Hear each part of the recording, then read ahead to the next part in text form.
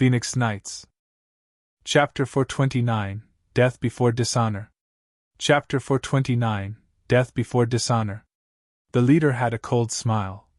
Huang Pufeng, did you think that combination art was all to deceive you? Wrong, so very wrong, ha ha ha. The eyes on Huang Pufeng grew harder and thicker, his body soon became rigid and only his eyes were moving. He ended up getting caged inside the ice like a lion, poised to jump out at a moment's notice and rip its quarry to pieces. Don't look at me like that. There's no chance of coming out of this. The Ice Phoenix's cold energy is keeping you frozen, not to mention the icy energy in your body keeping your Yuan Qi sealed. This way, our Dark Heaven finger works in tandem with the first attack and freezes you solid. The leader's eyes sparkled with the joy of victory. Ha ha ha, you may be a peak expert, but with your Yuan Qi on ice, even if you get out of our move your power will be cut in half. Huang Pufeng, you brought this on yourself. Despite being frozen stiff, Huang Pufeng didn't panic, speaking in a sinister tone. Hags, don't write me off so early. Your parlor tricks are no match for me. Huang Pufeng let out dragonic roars and exploded in a golden shower roar. 9 golden dragons shot from inside him. The powerful Yuan Qi waves shook the ice off and sent the 3 women flying as well. The 3 left a trail of blood as they hit the ground. Looking up, they watched Huang Pufeng come down like a god, wrapped in 9 dragons and with an overbearing aura. That relentless power surging around him was testament to his state of health. Undamaged, untouched, it came at an even greater shock to the women, followed by despair. If even their combined attacks couldn't do anything, this man was a freak, godlike. They lowered their heads, bitter, having lost all hope. Huang Pufeng eased up on the glaring light show and overlooked them like the emperor as he raised a second finger. Imperial Tyrant Body Art is the strongest cultivation method among the houses. No one can stop me. That was the second move. Sisters, we have one more chance. Have you thought about it? The leader showed resolve, ready to die. The other 2 smiled. What's there to think? Of our peak skills, we can only use that. Let's do it. The leader nodded, getting their feet under them and watching Huang Pufeng above without any fear. Huang Pufeng, you better keep your word. Since you said you'll give us 3 free moves, then 3 is what we have. Of course. My word is my bond. But what could you possibly come up with that can work, humph? Huang Pufeng snorted. The leader was calm. Nothing, only our blood for our house. The 3 jumped high at Huang Pufeng. With power and speed, Huang Pufeng frowned, unclear of their aim. What other combination art are they using? Why can't I sense anything? The venerables took 3 directions around him and shot their palms forward with 3 sounds. The palms impacted Huang Pufeng's perfect body. Without so much as a scratch, Huang Pufeng just took it like a champ, with arms crossed. He looked at them curious. Is this your final move, a palm? There was not even a skill behind it. There's no way you can harm me with that. You've lost your last chance. Ha ha ha, thank you Sir Huang Pu for giving us these free moves, but this palm is only half of it. With an odd smile, the leader made a sign. The other 2 followed. Huang Pufeng was puzzled. Do they want to use some super secret art? But why did that sign feel so familiar? He shot his eyes wide open and cried. Self-destruction? You. This is our last move, death before dishonor. The women grinned. Huang Pufeng was scared silly. With the 3 radiant stage experts so close and primed to blow, not even Imperial Tyrant Body Art could bear it. He used all his Yuan Qi to unleash a golden glow and make the trio fly. Too little, too late. With one last smile, to Huang Pufeng's frantic look, 3 earth-shattering explosions wrecked the place. Boom! The huge balls of flame swallowed the sky, shaking up everything. Even with the array in place, Drifting Flowers City was now in ruins. Yen Bagong ducked just as the tide of flames passed him. One careless twitch could burn his head clean off. Once the cool wind set in again, the people looked shell-shocked.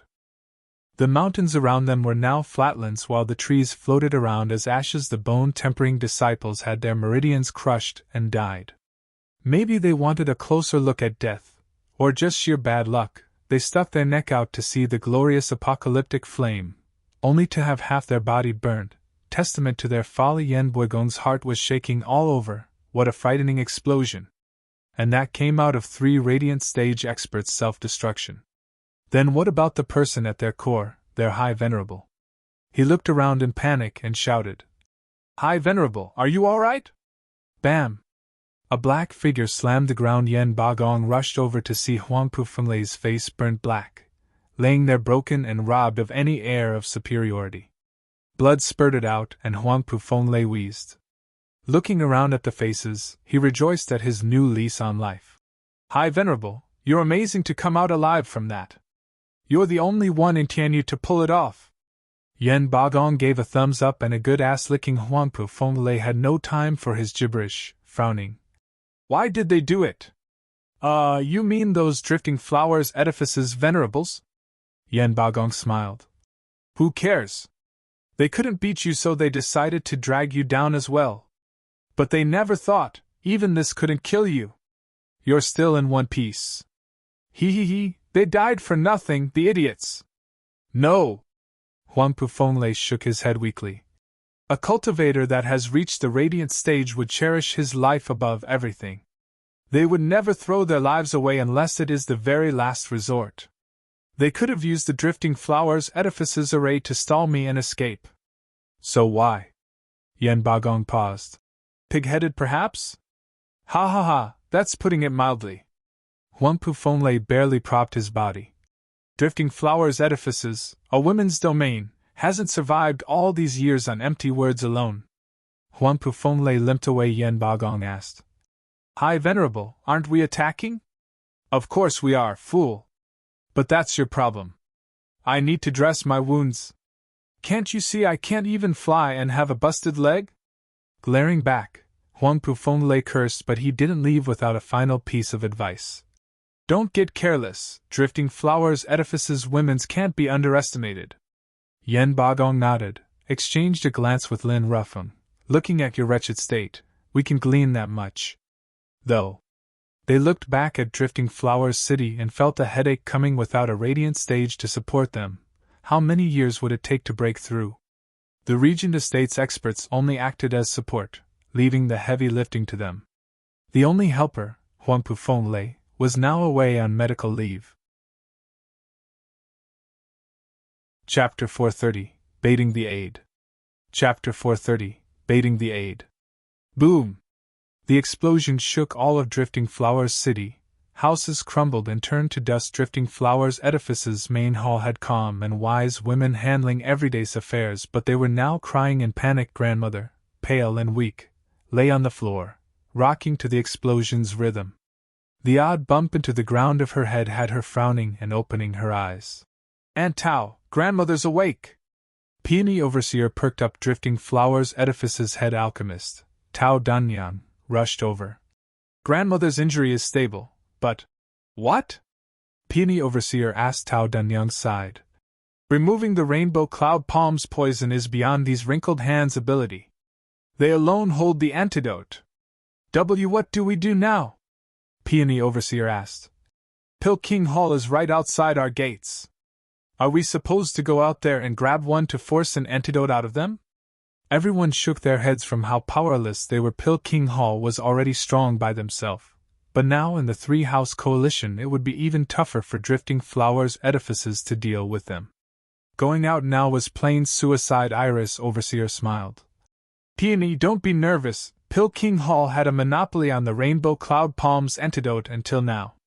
Did you forget how Zhuafan deciphered the antidote at the 100-pill meeting, curing grandmother, Aunt Tao and many of our sisters? Even their top alchemist, Vicious Pill King, is now under the Luo clan.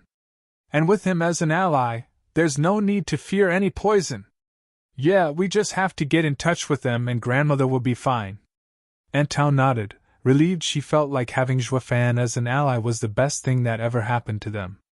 The Rainbow Cloud Palm squeezing on them every minute of every hour was now a thing of the past. Peony Overseer pouted, her face unnatural. "But that prick stole our precious heirloom. How can we trust him? It will be great if he returns it. But if he doesn't?" Grandmother's faint voice trailed off weakly. Then she came to a decision and spoke firmly. "All we can do is move on.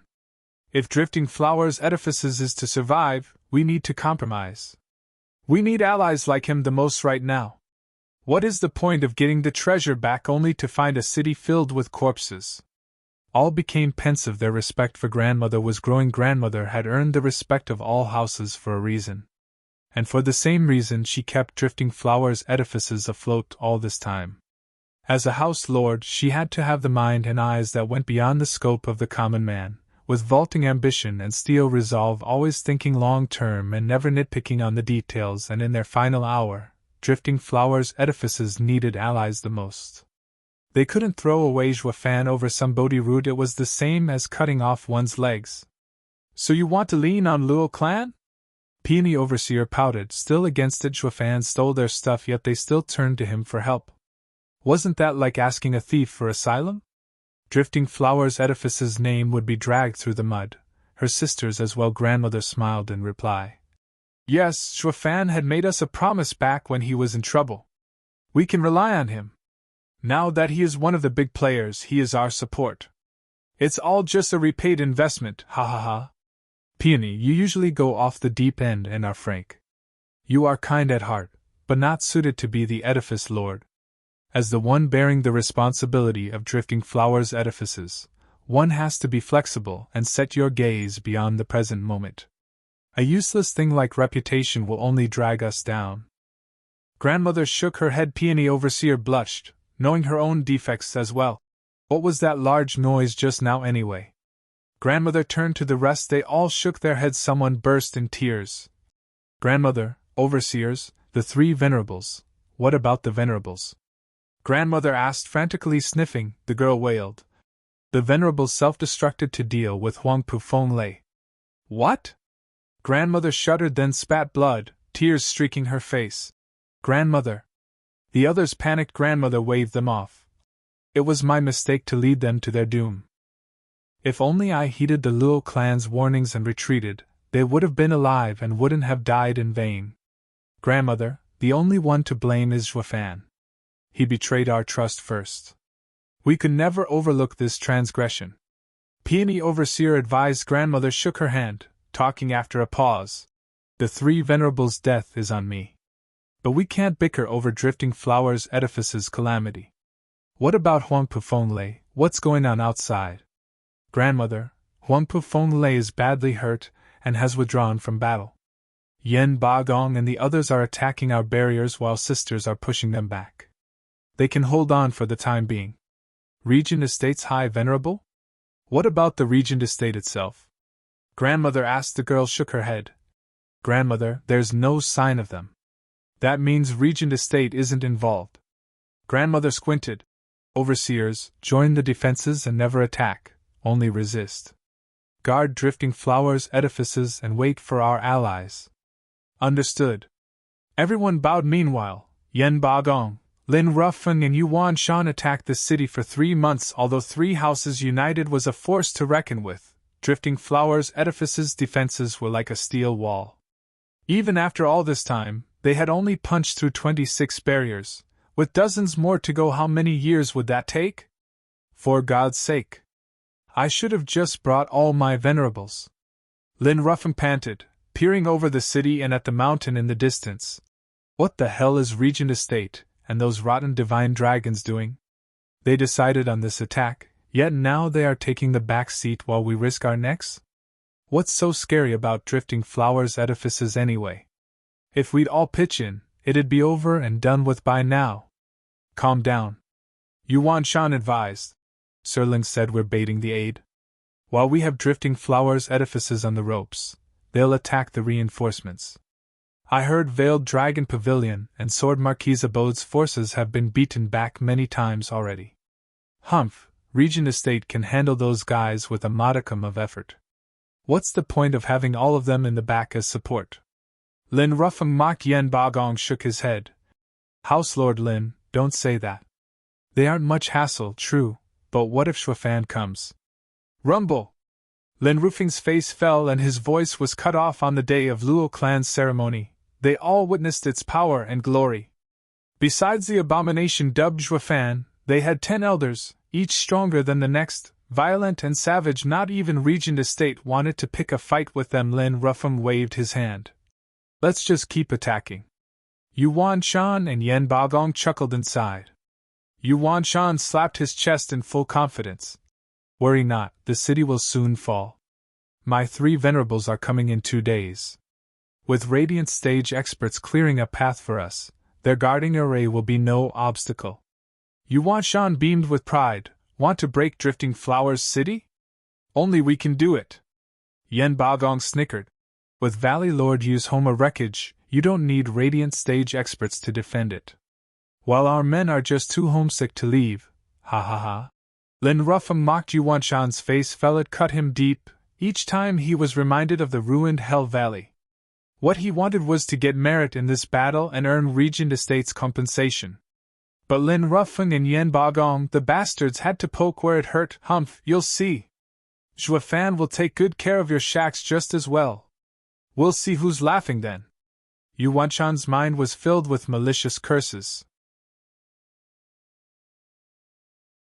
Chapter 431, Most Dangerous Ally.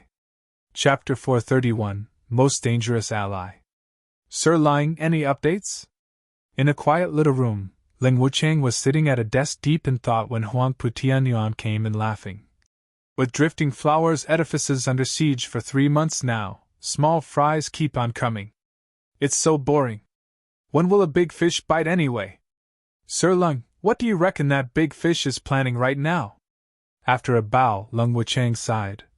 Estate Lord, our plan and reality do not match, I'm afraid. Where exactly? Huang Putianyuan asked. Ling Wuchang spoke. Our main plan to bait the aid involved faking an attack on Drifting Flowers edifices to draw Shuafan out. With Estate Lord's 9 dragons diamond body, we'd catch Shuafan by surprise and finish him off in one swift blow. However... What? Huang Putianyuan asked impatiently. Ling Wuchang shook his head. The way it has played out is that we've fallen for it. What? How? Huang Putianyuan jerked. Ling Wuchang said. By being a borrowed knife. Unsettled, Huang Putianyuan eyed him. Ling Wuchang explained. It may be that we predicted Shuafan's aim all wrong. His vision is far wider. We thought he would protect his allies to secure his power. But with Drifting Flowers edifices under siege for months yet there being no sign of Luo clan, it goes to show that he has abandoned them. If anything, he was counting on us to destroy Drifting Flowers edifices for him. What? Huang Putianyuan trembled. To what end? What does he get from this? Humph, plenty. Ling Wuchang snickered. A man without roots is the easiest to sway.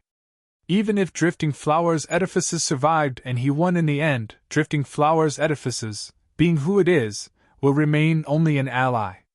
But when Drifting Flowers edifices falls, he'd accept the women with open arms, getting them on his side and leaving only the world for the taking. Such a cunning plan, what a twisted mind. Even I could only deduce this from the current state. Shuafan is a truly diabolical mastermind. By my calculations, he not only wants us to destroy Drifting Flowers edifices, but all his allies. He will then take them in like a good Samaritan, and they, in their moment of gratitude and weakness, will accept the conversion wholeheartedly.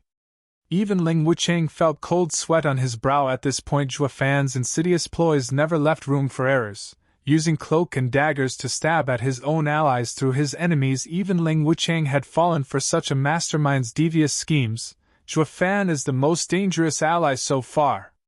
Huang Putianyuan panicked inside. Veiled Dragon Pavilion was the first to care for the Luo clan, and Shuafan once had close ties with Chu Qingqing. Is he that dead inside to throw everything aside and plot against them? That's what makes Shuafan such an abomination. Lum Wuchang sighed. A man of ambition only looks at things from a perspective, and never lets some platonic relationships drag him down. Huang Putianyuan nodded. But how did he know we'd attack Drifting Flowers edifices with the 3 houses? Ha ha ha, Estate Lord, do you remember when we planned to divide our forces into 3 and take them all down at the same time? Who was it that proposed we attack one house at a time and bait the aid? Ling Wuchang's eyes glinted. Huang Putianyuan shouted. Fang Qiubai. Him indeed. Lum Wuchang nodded. I didn't think much of it at the time, figuring flushing Juefan out and removing him from the picture at the earliest was better. But now, ha ha ha, it has been the imperial family playing us all along. The emperor's involved too? Yes. Lin Wuchang patted the shocked Huangpu Tianyuan. Huangpu Tianyuan was still finding it odd. Doesn't the emperor want us to eliminate Juefan? Why is he on his side now? Was that ruckus at the palace all an act for the regent estate's eyes? Not at all. Estate Lord is overthinking things. Back when Juefan and the emperor had a falling out, the emperor wanted to get rid of Juefan, but also of us. Ling Wuchang explained with a smile. Ha ha ha, here's what I think happened. The emperor had divine dragons come to us as helpers but used them to find our plan of attack on Drifting Flowers' edifices, and gave it over to Juefan. With the prick's cunning nature, he knew that standing on the side and taking a beating would get his allies wiped out. So he attacked Hell Valley. The emperor caught on to his action and had the divine dragons propose debating the aid plan, not to draw Juefan out but to give him time to ruin Pill King Hall and Mary Woods. The imperial family's master plan isn't to have one of us two destroyed, but to have both of us on our last leg, at our weakest. Lin Wuchang got the gist of it, more or less.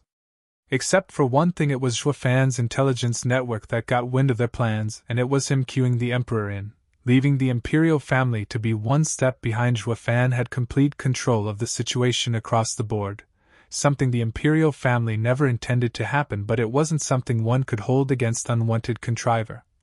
Since the human pillars were a super-secret art from Juefan's endless bag of tricks. Even if he smashed his head and combed through the gray matter, he'd still not figure it out. Figuring as much as he did was quite commendable, though sighing, Huangpu Tianyuan nodded. Damn the emperor and his sharp mind. Just how can I take advantage of you? What's the point in staying here then if Juefan is a no-show? Men, everyone go back to Drifting Flowers' edifices and capture it in one move. We'll then handle Veiled Dragon Pavilion and Sword Marquis Abode the same way. We just have to be faster than Juefan. Catch him when he's down, then take the emperor's head. Not so fast, Lin Wuchang said. Estate Lord, we have to follow the emperor's intent. Or instead of watching from the sidelines, he'd see Juefan weak and help him from the shadows. That's the worst outcome for us. What's there to fear? With my 9 dragons diamond body the world. It is for this reason that we need to exercise caution. Lin Wuchang cut him off. Your secret is to deal with Juefan. If it comes out now, he'll place some counters and we'll have an even harder time dealing with him. Estate Lord, don't you want to take in these vagrants? Huangpu Tianyuan showed a wide smile. Sir Ling, you mean? Juefan's scheme is groundbreaking and ingenious. Why not apply the same idea to our side? With a sneaky smile, Lin Wuchang continued. He wants us to help him get his allies in line, and that's what we'll do. But won't he help us getting our own allies as well? Hell Valley's people are already homeless and can only turn to Regent Estate for shelter. That only leaves Pill King Hall and Mary Woods. Estate Lord only needs to seize this chance to subdue them and their lands for the future. Isn't it a shame to let such a prime chance go? Huangpu Tianyuan cackled. Sir Ling, you're saying we should thank Juefan for giving us such a wonderful idea. We never thought such an ingenious trick can get us all the 7 houses and without any bad blood between us either.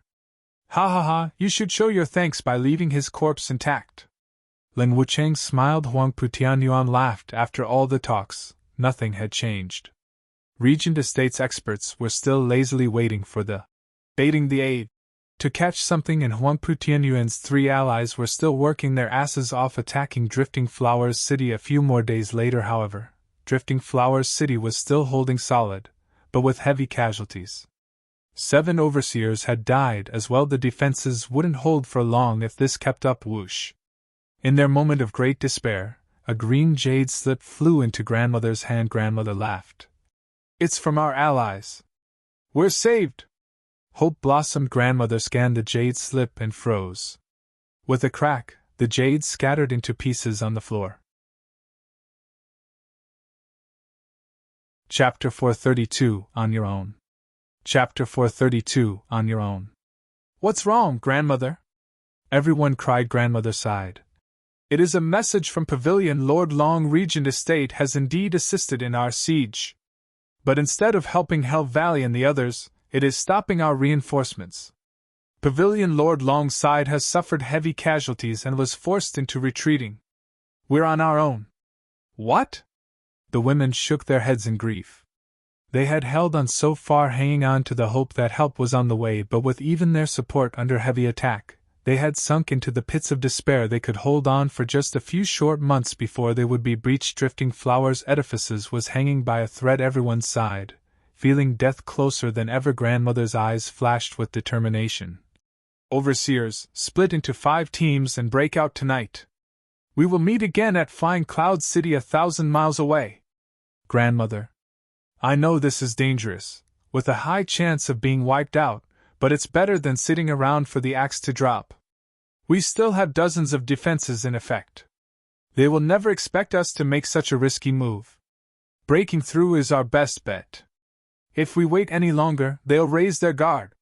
Grandmother squinted. The others nodded. It was the most dangerous, yet most promising course of action. Waiting any longer would have even this chance robbed off of them. The overseers bowed. Understood, Grandmother. The moon hung high in the night sky, with a seldom cloud marring its glow every now and then.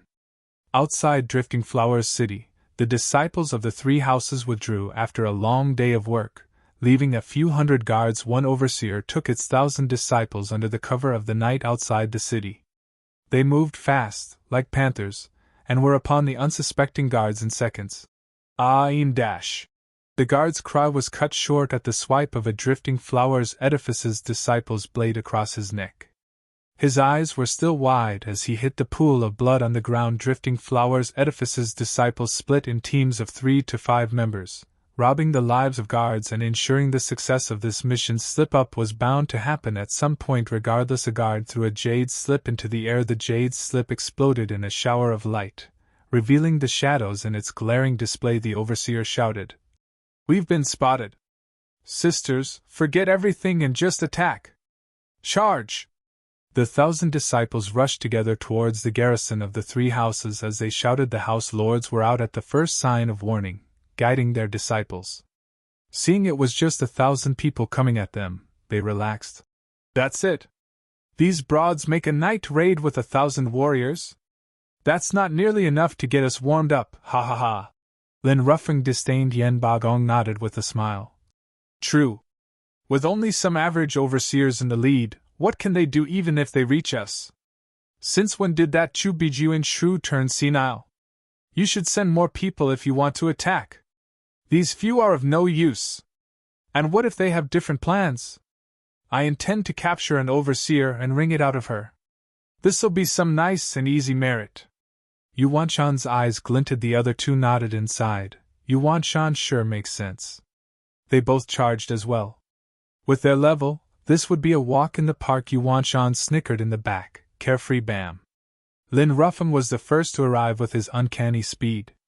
A single palm had the overseer flying and heavily wounded. Lin Ruffin snickered, glancing at Yen Bagong coming over with cocksure attitude. Ha ha ha, it looks like the credit is all mine. Humph, of course it comes easy to you when you run faster than a hare. As for how much credit you get, it remains to be seen. Yen Bagong smiled. Lin Ruffing brushed his remark off, grabbing the woman. Merit is merit either way.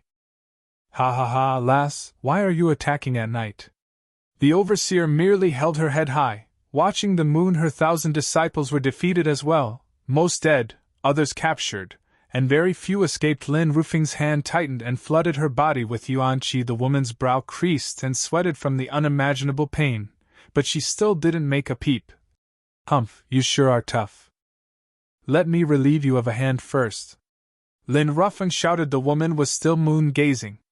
Lin Ruffing was pissed, but Yen Bagong stopped him before he got to any cutting. Ha ha ha, House Lord Lin, this girl is an overseer. Standard interrogation won't work on her. I have with me 100 ant pill. It will feel like thousands of ant bites all over the body. Such pain and torment is worse than death. Can I give it a try? Humph, you rotten geezer. You're stealing my thunder. It was obvious to Lin Roofings what the old man's game was, but it wasn't like he was getting anything out of the stubborn lass either. If by some chance the info she had was priceless, delaying it would have Regent Estate yell Mary Wood's ears out. Lin Ruffings sighed and handed her over. Fine, let's see if your 100-ant pill is as good as you say. Prepare to be amazed, ha ha ha. Yen Bagong forced her jaw open and threw the pill in. The woman twitched and jerked and started sweating harder than ever, but she still kept her lips tight, even chewing them to the point of bleeding. Ha ha ha, it must hurt like hell. Stinging, itching, tingling, and let's not forget the excruciating pain. With a cackle, Yen Bagong approached her ear. No one can stand it more than 2 hours. You better fess up and I'll relieve you of your torment. Why must you be so stubborn? Talk, why are you attacking? The woman gnashed her teeth harder and her face contorted. Yen Bagong wasn't going anywhere, just looking at her in confidence. Then help yourself to a world of hurt. Just let me know when the going gets too tough, alright? I'll be waiting, ha ha ha. Yen Bagong spoke like a winner. Yuan Shan at the side had a lazy and vague smile. An hour into the torture, the woman was red like a ripe tomato and could no longer take it. Give it to me now. I'll talk. I'll tell you everything. Yen Bagong glanced at Lin Ruffing in pride and threw a pill in her mouth. The woman calmed down while shivering. Ha ha ha, now talk. Don't think for a second that I'll believe you if you say you came to capture our camp with so few people. What's your aim? Speak the truth. Yen Bagong smiled. The woman looked at the sky and showed a pleased smile. Ha ha ha, it's too late. You're too late. What's going on? Talk.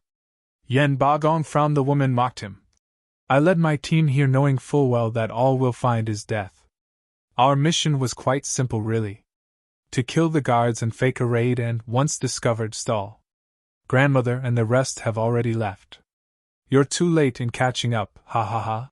What, this was a diversion? Yen Bagong shuddered and cursed. Damn that bitch and her schemes. That hag acted all dignified for so long, and we never thought she'd sacrifice an overseer, to save herself no less. Humph, you really showed me, Lady of Steel. Yen Bagong fumed under the woman's sneer. Lin Ruffin was already thinking about how to explain this to Regent Estate. Only Yuan Shan had a prideful look and a crafty grin. Chapter 433, Life in Desperation. Chapter 433, Life in Desperation. The sun's morning rays spilled on the land, dispelling the darkness and promising hope. Indiana, a gloomy ravine. Grandmother took her group to a creek for a drop of water. They all looked weary and tired, with grandmother having it worse due to the poison. Grandmother, here's some water. One disciple showed consideration for her. Grandmother patted the child's head and looked to the east, heartbroken. I heard from last night's 5 teams, Gelder Rose's team was spotted. For the sake of our journey to safety, they drew the enemy and must have died by now. I have let them down. Grandmother, Overseer Gelder Rose is like all of us, willing to lay down their life for Drifting Flowers edifices. She would never blame you. Peony Overseer appeased. Grandmother shook her head in tears. Whoosh. Iris Overseer flashed in front of them. Her face turned heavy, looking around as she spoke. Grandmother, the way forward is blocked, and they're now searching for us on their way over here. What? Grandmother cried and shook. If not for someone holding her steady, she would have collapsed by now. Did they foresee our plan to escape? How? Grandmother asked incredulously. Who is coming after us? Iris Overseer replied. Grandmother, their group is made of youths led by Hell Valley's Grand Elder and 5th Elder. Did Hell Valley guess our attempt to flee? Ever since Ugeki died, they've never had such guile. Shaking her head, Grandmother felt bitter regret festering inside. I've completely lost. Back in Drifting Flowers edifices, they could still hold on for a couple of months with their defenses, but here, turned into stragglers, they stood no chance against any group. Their escape was a bold gamble. Win and Drifting Flowers edifices would one day rise from the ashes. Lose and their deaths would be all the more tragic. It was quite obvious now what hand she had played. I have been far-sighted all my life only to make mistakes over and over at the end, ruining Drifting Flowers edifice's legacy. I am ashamed to meet my ancestors in the underworld. Grandmother cried. The other sighed as well, hanging their desolate faces on a hill behind them. Footsteps sounded that had everyone on edge. All the eyes looked over tense and frightened. Meanwhile, Hell Valley's army of thousands was combing through the area, zeroing in on Grandmother's location. Between Grand Elder and Fifth Elder was a man in gray, Yu Ming taking in the lush vegetation. Yu Ming's eyes flashed. Yu Ming, you've grown so much in skill over the years. I still can't believe that old hag would leave the city and its defenses and make for such a daring attempt. We never would have had such an easy time trapping so many of them if it weren't for you. I wonder how much merit will this get us? Ha ha ha. Grand Elder praised. Th Elder nodded. Ha ha ha, Yu Ming is turning out to resemble the seventh Elder more and more. No, I do not want to become my master. I want to surpass him. Yu Ming sighed. Grand Elder, has Grandmother been caught? Grand Elder shook his head. In their attempt to flee, we've captured 4 teams, but neither had that old hag among them. Perfect. Yu Ming nodded. He gave the signal to stop, peering at a hill in front of them. Wait here while I look ahead. Yu Ming, why is it that you always go ahead? Are you trying to take all the credit? Fifth Elder asked. Yu Ming smiled. I am only an advisor, Fifth Elder. How can I take down thousands of people by myself and steal your credit? I only want to check for signs of them passing through here and their direction. With all of us going ahead, it will mask all the clues. Old Fifth, you're so petty. Grand Elder glared. Yu Ming earned the most merit in the first place with his plan. Why would he steal ours then? He, I was just messing around. Don't mind it, Yu Ming. Fifth Elder scratched his head. Yu Ming nodded, rushing up the hill. What he saw beyond the hill had him wide-eyed. Grandmother and her people were tense, but ready to fight to the last. The only choice now was to go down fighting, yet Yu Ming made a signal for them to stay quiet. They all looked stumped. Yu Ming turned around and shouted to Grand Elder. Drifting Flowers Edifice's team passed through here. They must have gone in that direction. You might catch them if you give chase. Yu Ming's finger picked a random spot. Grand Elder was overjoyed and led his men into a chase. With their trust in Yu Ming and the hill separating them, they had no clue their quarry was just over yonder. They were so close yet oh so far. The women were stumped, looking tensed at Yu Ming. Why would someone from Hell Valley help them? With the army behind him gone, Yu Ming said, everyone from Drifting Flowers Edifices, east and west, are blocked. Only north and south have been searched already, and there's no one there. But I highly recommend going south. In those tall mountains and dense forest, it's easy to hide. Yu Ming left. One moment. Grandmother cried. Thank you, sir, for your timely rescue. But why did you help us? Yu Ming mocked. Help you? Ha ha ha, you're rich. It's never worth betraying my house over some strays. Just send this message to Zhuofan. He owes me one. Yu Ming flew after Hell Valley's men. Grandmother felt bitter and despondent. Zhuofan had cast such a huge shadow that even the enemy had people hoping to get on his good side. The youth just now wouldn't have helped them otherwise. They all felt sour at the revelation. Grandmother was known to all houses for 100 years, yet her name had less weight than an upstart. Who'd have thought Zhuofan's name can make one betray his house? How could we be so different? No one knew that the true mastermind behind their current plight was none other than their savior, Yu Ming. He did it all for Zhuofan, not that Zhuofan asked him, of course, but Zhuofan's handiwork had left him with no other choice. Ever since Zhuofan raised Hell Valley, the guy was homeless. It hit him the instant the news reached him. Zhuofan took care of Hell Valley to force him to renounce his unflinching trust for his house. As long as Hell Valley stood, he was one of them, and betraying one's king never came easy. But with his home up in smokes, Hell Valley was gone for good. Even though Yuan Shan took his elders to follow Regent Estate to attack Drifting Flowers Edifices, and Regent Estate would never entertain the notion of helping them rebuild, deciding on a far better approach, to absorb them as it stood. This vagrant, who used to be at a three-way crossroads, found only 2 paths forward, Regent Estate and Zhuofan. Under these circumstances, he had put aside the good of the house and was putting himself first. Breaking Drifting Flowers Edifices was gaining credit in front of Regent Estate, while letting Drifting Flowers Edifices go was doing Zhuofan a solid. No matter which of these 2 behemoths ended up ruling the lands, he had a way out. This was his plan, To be a double agent. I can't help but wonder who'll be my lord in the end. Ha ha ha. Yu Ming shook his head. The women heeded Yu Ming's advice and escaped the four houses' siege and bumped into their rescue team.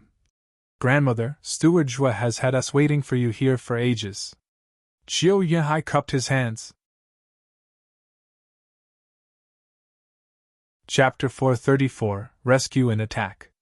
Chapter 434, Rescue and Attack. The women got startled thinking the enemy was upon them, but on a closer look, it was only Luo clan's power couple, and thus they breathed easier. Bowing, Grandmother spoke. Elders, it's so good to see you in this hour of desperate need. Our house is our allies after all. It's only natural to help. Qiu Yihai replied in kind, then turned serious. Grandmother, there's something I don't understand.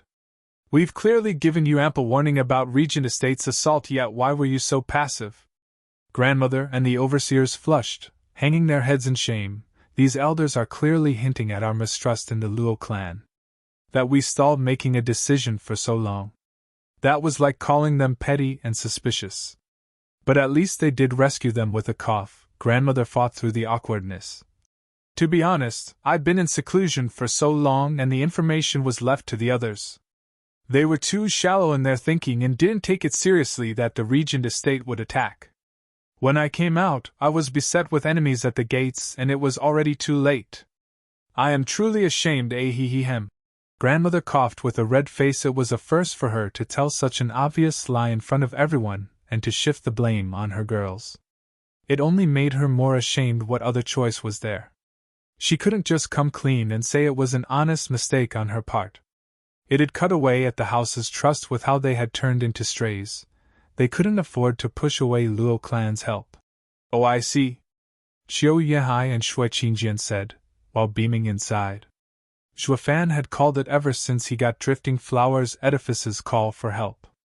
And these two were obviously clued in as well. Just that, to complete Zhuafan's master plan of adding Drifting Flowers Edifices to the Luo clan, these two had to rein in the teasing, lest they ruin the demonic steward scheme. So they could only laugh inside, nodding at the hag's lame excuse, but they couldn't wipe that silly grin off their faces. Grandmother figured out on the spot that the two were in on her difficulties and turned away from those taunting stares. Humph, you don't know how to take help at face value, so you suspected our info? Hee hee hee, look who's down in the dumps now. Grandmother felt bitter inside. Peony Overseer was outraged. Since you knew about the attack on us for so long, why didn't you come help earlier? Were you waiting for us to be destroyed before acting? What kind of an ally are you? Girlie, we wouldn't be here in the first place otherwise. Qiu Yehai was a radiant stage expert. He showed class to the women on behalf of Zhuafan, but would he let a profound heaven overseer just talk back to him? Grandmother mediated. Elder Qiu, please calm down. Peony is just so brash. Please don't mind her. Grandmother then chastised. Peony, Elder Qiu has come from afar to help us, so the least you could do is show some consideration. Apologize. Humph, screw apologies. If their rescue is real, why are there so few of them and without even Zhuafan? They have no intention to help us, clearly. Peony Overseer shouted. Qiu Yehai snickered in rage. Ignorant lass, what does a bunch of thoughtless broads like you know of Steward Zhua's intricate planning? When he received your plea for help, Steward Zhua knew you'd never look at him the same way for taking your Bodhi route or believe his messages.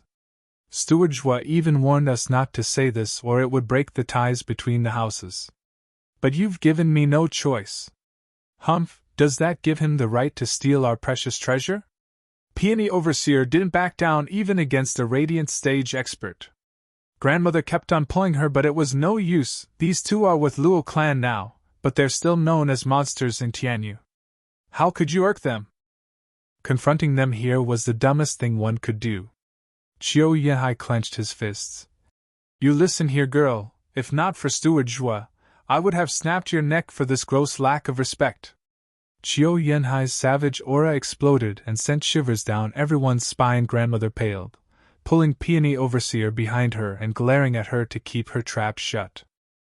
They had barely gotten out alive from one siege and were now about to find their end at their own allies' hands over a petty squabble. They are stronger than everyone here, yet you're still nagging? Grandmother sighed, feeling like giving Peony Overseer a good ass kicking. It's been so long, yet your temper has never mellowed. We may even die from it. They all gulped with fear, watching Qiu Yanhai on edge. Shui Qingjian diffused the heavy mood with a smile, pulling Qiu Yanhai over. Ha ha ha, we're all on the same side. Why must we bicker? Right, Grandmother? Yes, Elder Shui is totally right. Grandmother was quick to grab the lifeline, bowing to Qiu Yanhai. Elder Qiu, forgive me. I have failed to teach her properly. It is all my fault, and I ask that Elder Qiu restrain his anger. Grandmother's bow was real low, her Lady of Steel vibe gone, leaving her with no prestige. This scene dawned on every overseer that they were now homeless and had lost all their pride. Qiu Yanhai snorted. Shui Qingjian smiled. Big lug, they've already apologized. Shows some consideration. Humph!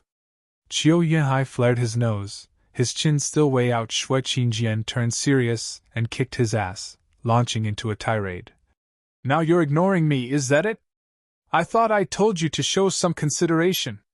Qiu Yanhai's cocky attitude was gone, looking at Shui Qingjian like the victim. Then he waved it all off with a cough at Grandmother. It's fine. I am not so petty, ahem. Perhaps it was all too awkward, but he coughed and raised his head again. Drifting flowers edifices. Women were stunned, even Grandmother. She snapped out of it with a thanks though, while the women laughed inside. Ah, that explains it. The savage Elder Qiu is whipped. Shui Qingjian came to Grandmother and Peony Overseer with a smile. Don't mind him, his temper is always burning hot. It comes and goes just as fast. As for the Bodhi root, Steward Zhua forbade us from mentioning it. You will have to ask him when you meet. I wouldn't dare. Grandmother shook her head, relieved. Shui Qingjian had her consideration in mind, guaranteeing Qiu Yanhai wouldn't mess with them later. The stress of having an 8th layer of radiant stage expert after you would give one nightmares. Also, Shui Qingjian said, after hearing your plea for help, Steward Zhua split his forces. While we were here as relief, he led an attack on Pilking Hall. Pilking Hall? Why? Peony Overseer became a sourpuss again. But a glare from Grandmother shut her up. Qiu Yanhai mocked. That's why I said you are ignorant. In his infinite wisdom, Steward Zhua knew of your siege and was thinking about how to assist. He foresaw Sword Marquis Abode and Veiled Dragon Pavilion coming to help but getting pushed back with heavy losses. You thought Steward Zhua would lead his own people into a trap? I'll have you know that Steward Zhua is attacking Pilking Hall to get them to fall back. Reports on the attack on Pilking Hall should be coming in right about now, getting Regent Estate and the rest to come to its rescue. Wouldn't that relieve your city of the siege? We would then come in with our thousands of troops and coordinate with you in destroying them. A shame you couldn't even last that long. Drifting flowers edifices. People felt like crying. Blast it! We got out too soon. We should have stayed put a few more days and the relief would have come, saving Drifting flowers edifices. Grandmother felt sick to her stomach. It was a severe lapse in judgment. Only the power couple giggled inside at their mournful looks. Sigh. Drifting flowers edifices almost got played to death, tossed between Steward Zhua and Regent Estate. But this is sure to guarantee their change of heart. Chapter 435, True Expert. Chapter 435, True Expert. Ha ha ha, Valley Lord, you had his men capture the Drifting Flowers edifices runaways and have earned great merit. A toast to you, Valley Lord, you. In a wide courtyard, Regent Estate held a feast. Huangpu Tianyuan sat in the main seat, with the house lords and divine dragons at his sides. Huangpu Tianyuan looked flushed, laughing like the world was his oyster, and toasting to Hell Valley's success. Yuan Shan faked modesty. Huangpu Tianyuan, estate lord is too kind. It was my duty. Humph, hypocrite. Yen Bagong and Lin Ruffing spat in their minds, eyeing him with ill intent. While the two of them were breaking their backs attacking the arrays, this guy had it easy casting his net and capturing the fleeing women, like a treacherous scum. The two wanted to tear into Yuan Shan there, and then Yuan Shan noticed their envy and turned around with a genial smile.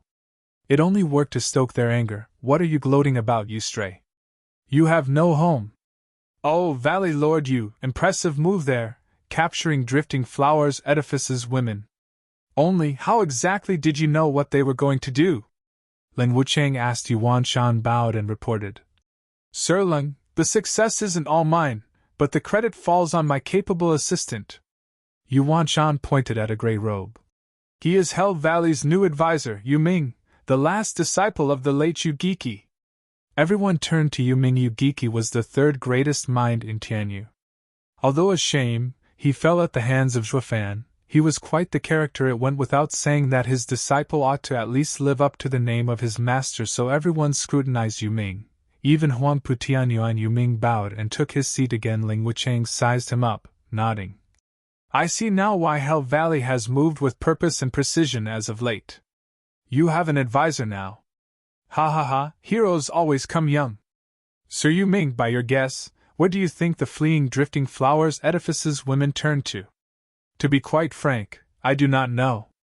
However, knowing how stubborn grandmother is, and going by her name as Lady of Steel, she isn't one to give up. Sooner or later this day was bound to come, and she planned accordingly. I just never imagined she would be so bold as to break the siege while they still had some fight left in them.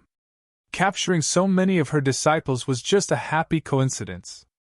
Although it is regrettable that grandmother and the overseers got away. Yu Ming sighed. My skill is still poor and many things escape me. Hope Estate Lord can forgive me. Yen Bagong and Lin Rufing's faces twitched in tandem. Poser. My stars and garters, this punk is just like Yuan Shan. Bragging and faking humility. If you grabbed all those prisoners by mistake, does that mean the two houses who got Jack Squat should hang themselves? The two lords flared their nostrils and panted in rage. The siege of drifting flowers edifices had come up with the vagrant Hell Valley as the definite winner. Something these two would never accept. Ling Wuchang smiled. Sir Yu Ming is so modest. How can it be a mistake when you have gained such merit? Ha ha ha. Huangpu Tianyuan nodded. Yu Ming, you truly take after your master. Hell Valley will go far with you by their side. Estate Lord is too kind. Yu Ming nodded. Yuan Shan laughed in pride, believing rebuilding Hell Valley was just around the corner. Yen Bagong mocked. Humph, what future can a house with a robbed home ever have? What did you say? Yuan Shan roared. Despite Hell Valley's heavy looks, Yen Bagong still had a look of contempt. Turning his head in mockery, a whoosh announced the arrival of a green flash. Yen Bagong caught it. He read the jade carefully and paled. He dropped to his knees then and there and begged. Estate Lord Huangpu, I beg of you, rescue Qilin Hall. What on earth has happened, Hall Lord Yen? Huangpu Tianyuan asked. Yen Bagong was erratic. Zhuofan is laying waste to Qilin Hall. My house's legacy is about to be turned to dust. Please, Estate Lord, send aid. What?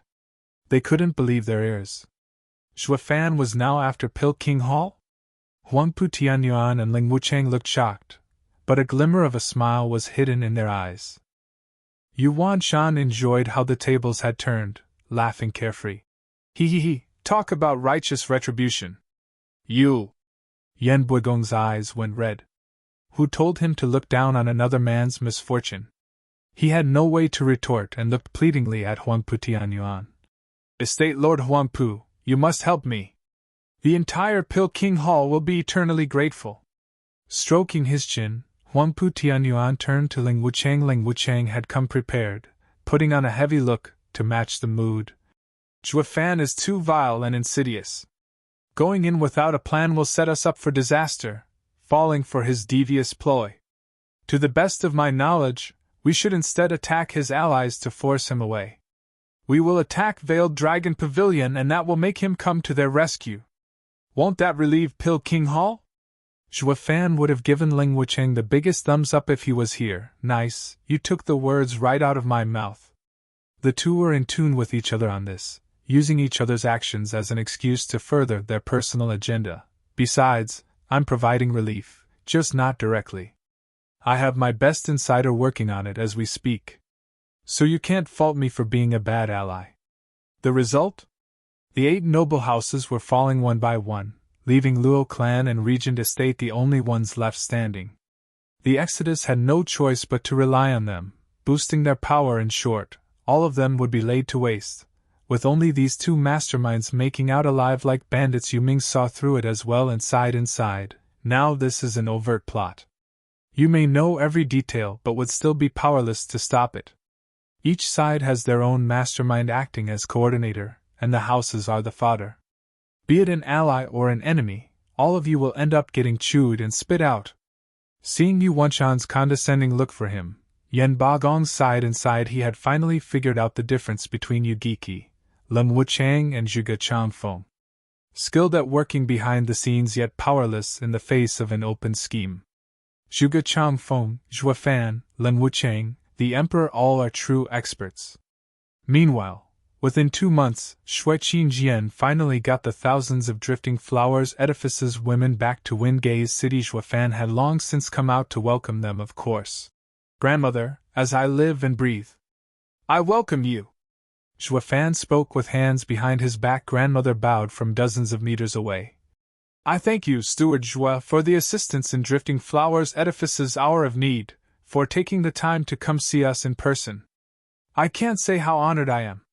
How can you say that, Grandmother? We are allies. Of course I'd help you.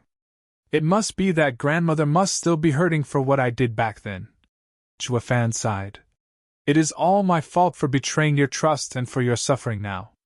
The more Zhua Fan showed his remorse, the more guilty she felt. She had been suspicious of him from the first message that arrived and still blamed it on him, leaving her with an even worse feeling of making the wrong accusations. Peony Overseer had no such qualms. Talk then, why did you steal our heirloom? Peony! Grandmother glared. Zhua Fan waved. I admit, it was wrong stealing from you. I have no excuse. For that, I have let everyone down when you needed me the most. I didn't wish for this to happen. There's no need for excuses. Steward Zhua, you have done nothing wrong. Shui Qinjian intervened. Did you know that Regent Estate had young Miss and young Master in their clutches, forcing Steward Zhua to commit such a vile act? What would you have done, Grandmother? Elder Shui, you're out of line. Zhua Fan berated, but Drifting Flowers Edifices got the full picture. That the bastards from Regent Estate had pushed him. Chapter 436, Refining a War Puppet. Chapter 436, Refining a War Puppet. That devious Regent Estate, and Ling Wuchang, that snake. Grandmother gnashed her teeth. Zhua Fan sighed. Grandmother need not say that. They're not that vile. It was me who betrayed you despite our ties. It is all on me. The only one you can take it out on is also me. A man has to do what a man must. I can take it. Oh, no, Steward Zhua, I am not so unwise as to take it out on you. I could never blame you now that I know the source of our misfortune. Elder Shui is right. Anyone would have done it if it were them, including me. It is not within my right to judge you, Steward Zhua. The more Zhua Fan gave his head on a platter, the more he made Grandmother feel bad. Riddling her with guilt and shame, she ended up cursing Regent Estate some more. That wretched and vile and degenerate Regent Estate wanted to incite discord among us. Ling Wuchang is even worse. I bet he came up with that despicable plan. He stands back while Regent Estate is put to work, forcing you into driving a wedge between us. Alas, I did fall for their ploy, doubting Luo clan and resulting in today's calamity. This is all my fault. Grandmother cried again.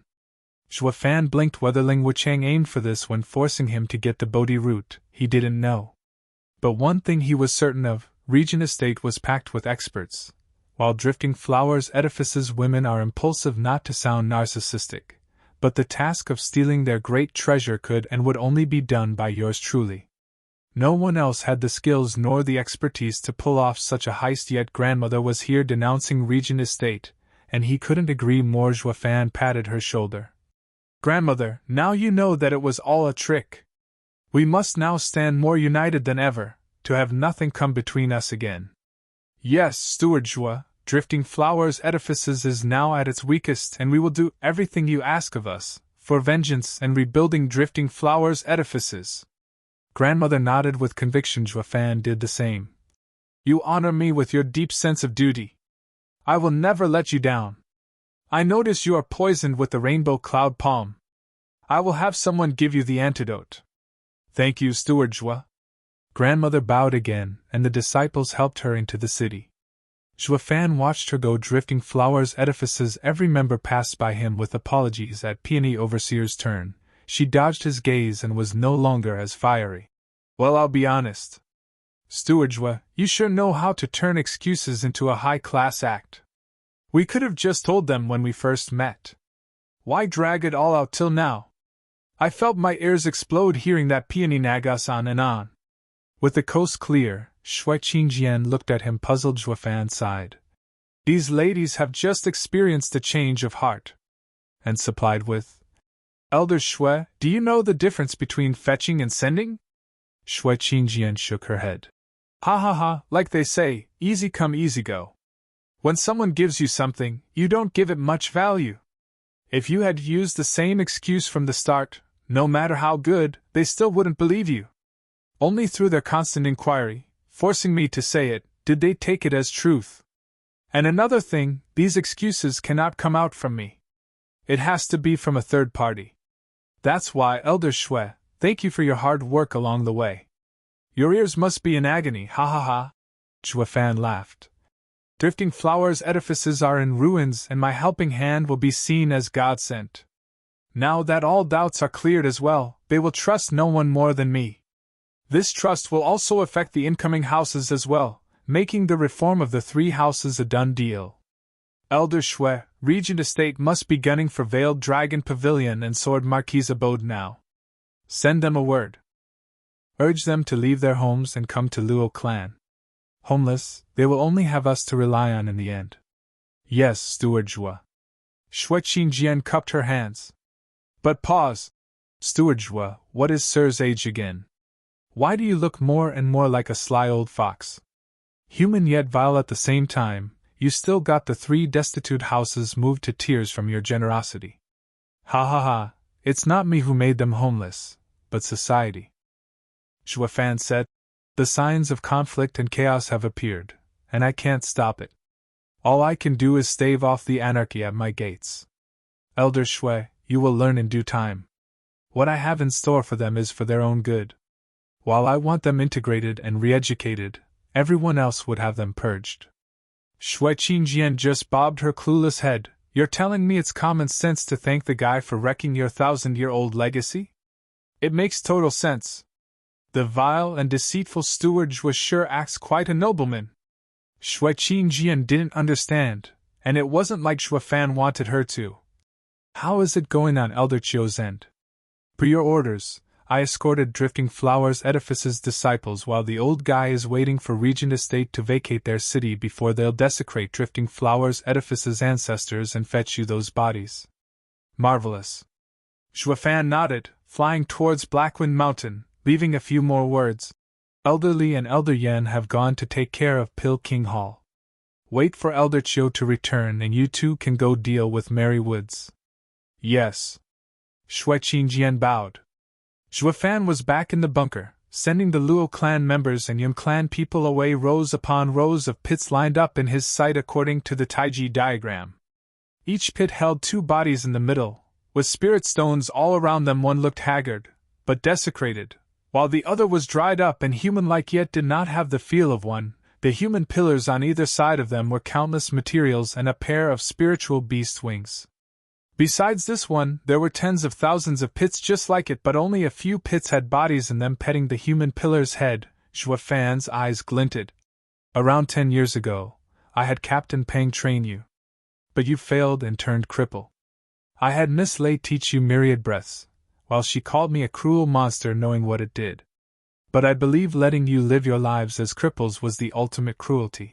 That's why I told her that even if you live a life worse than death, I'd still have use of you. That time has come. You won't be the strongest, but will reach your peak all based on your talent. You will make the Empire see that you are no cripples, but great warriors. Waves came from the human pillars, something Juefan picked up on only after he made certain signs. What's with the can I move questions? Ha ha ha, you will do more than that, more than your wildest dreams. You will become the Luo clan's strongest guards, Luo clan's pride and honor. Hum. Another wave of ripples told Zhuofan of their joy. He was no goody two-shoes and planned on refining war puppets, devastating weapons of war. He'd use those ancestors and refine them with countless materials to make them as tough as diamonds. As for the souls to operate them, that was where these loyal human pillars of the Luo clan came in, because they were dead to begin with, even with the human pillars controlling them. They wouldn't be able to cultivate and were thus dubbed human weapons. It was the only way to describe a cultivator who hadn't achieved his potential, but they were more than enough for a weak empire like Qianyu due to material limitations. He planned to make 1,000 of them to start with, while letting nature take its course with the rest of the human pillars. But thanks to Kunping's hefty endorsement, he hoped to provide these children, who sacrificed themselves for Luo clan's intelligence network, a body they could move in. It was the best reward for their dedication and devotion. 1,000 war puppets were tough enough to fight the imperial family. But by the looks of things, that number was quickly gaining 2 more zeros. He could go toe-to-toe with Dugu Zhantian's 3 million army if this kept up. That was why he said that all of the emperor's planning had this as its single flaw. How long would he keep hold of his throne once this army showed up and fought back Dugu's army? Ha ha ha! Zhuofan's eyes flashed with cruelty as he shouted. Open the gates of the world and let the clouds simmer, bringing down the heavy dark rain of war, so that the souls of the ancients may trample down on this land once more. Rumble. The world itself was shaking as the sky blackened and lightning flickered. Ghastly black winds rose on Blackwind Mountain, kicking up a storm and swallowing everything. Windgaze City was on the verge of being swept up in it. Grandmother and the rest, having just found peace, were now panicking and were at a loss. When the world experienced change, someone was going against natural order, bringing about heavenly tribulation. Just what was about to happen that would bring about destruction upon the living? Chapter 437, Road Pass. Chapter 437, Road Pass. SSS. Lightning snaked all over the corpses as the materials and the wings shone. They liquefied and entered the body. Fusing together, it went just like what Zhuofan had been through the first time, but way easier. Unlike the live refining he underwent, this time it was done on cold dead corpses, unfeeling and uncaring about some trifling stuff like a destroyed soul. So Zhuofan went big this time. 1,000 of them at the same time. With the job done, the bodies had a metallic sheen to them. Zhuofan made a sign. Change places and let the souls return. Bang! The human pillars exploded into a shower of blood and viscera. As the gruesome display splashed the ground with a sickening sound, it left behind faint flames of a spectral green glow. Zhuofan made another sign and the flames entered the corpses. The corpses rattled and their eyelids shivered. Zhuofan went through another sign and the corpses opened their mouths, while he sent a pill in. Fuse and let spirits assume their rightful place. Another sign and the rumbling continued constantly as the sky had a hole in it, spewing out a lightning shower. The mountains shook and Blackwind Mountain's arrays were close to crumbling. Windgaze City's people paled, taking this unnatural phenomenon as the end of days coming to take everything they knew. Zhuofan shook with the earth, knowing this was heaven's way in showing its wrath. Tribulation, any items this world did not condone, incited the heavenly tribulation to have them all purged, disintegrated, to guard all living things from destruction, decreed by the world's Tao. Zhuofan, while refining war puppets, was doing just that, going against heaven and bringing down the fury of the world on his head. But he had put too much work in this for a puny heavenly tribulation to come ruin it all. Since he was fully intent on refining the war puppets, he had a way to keep the war puppets alive, so to speak. The snap of his fingers echoed out.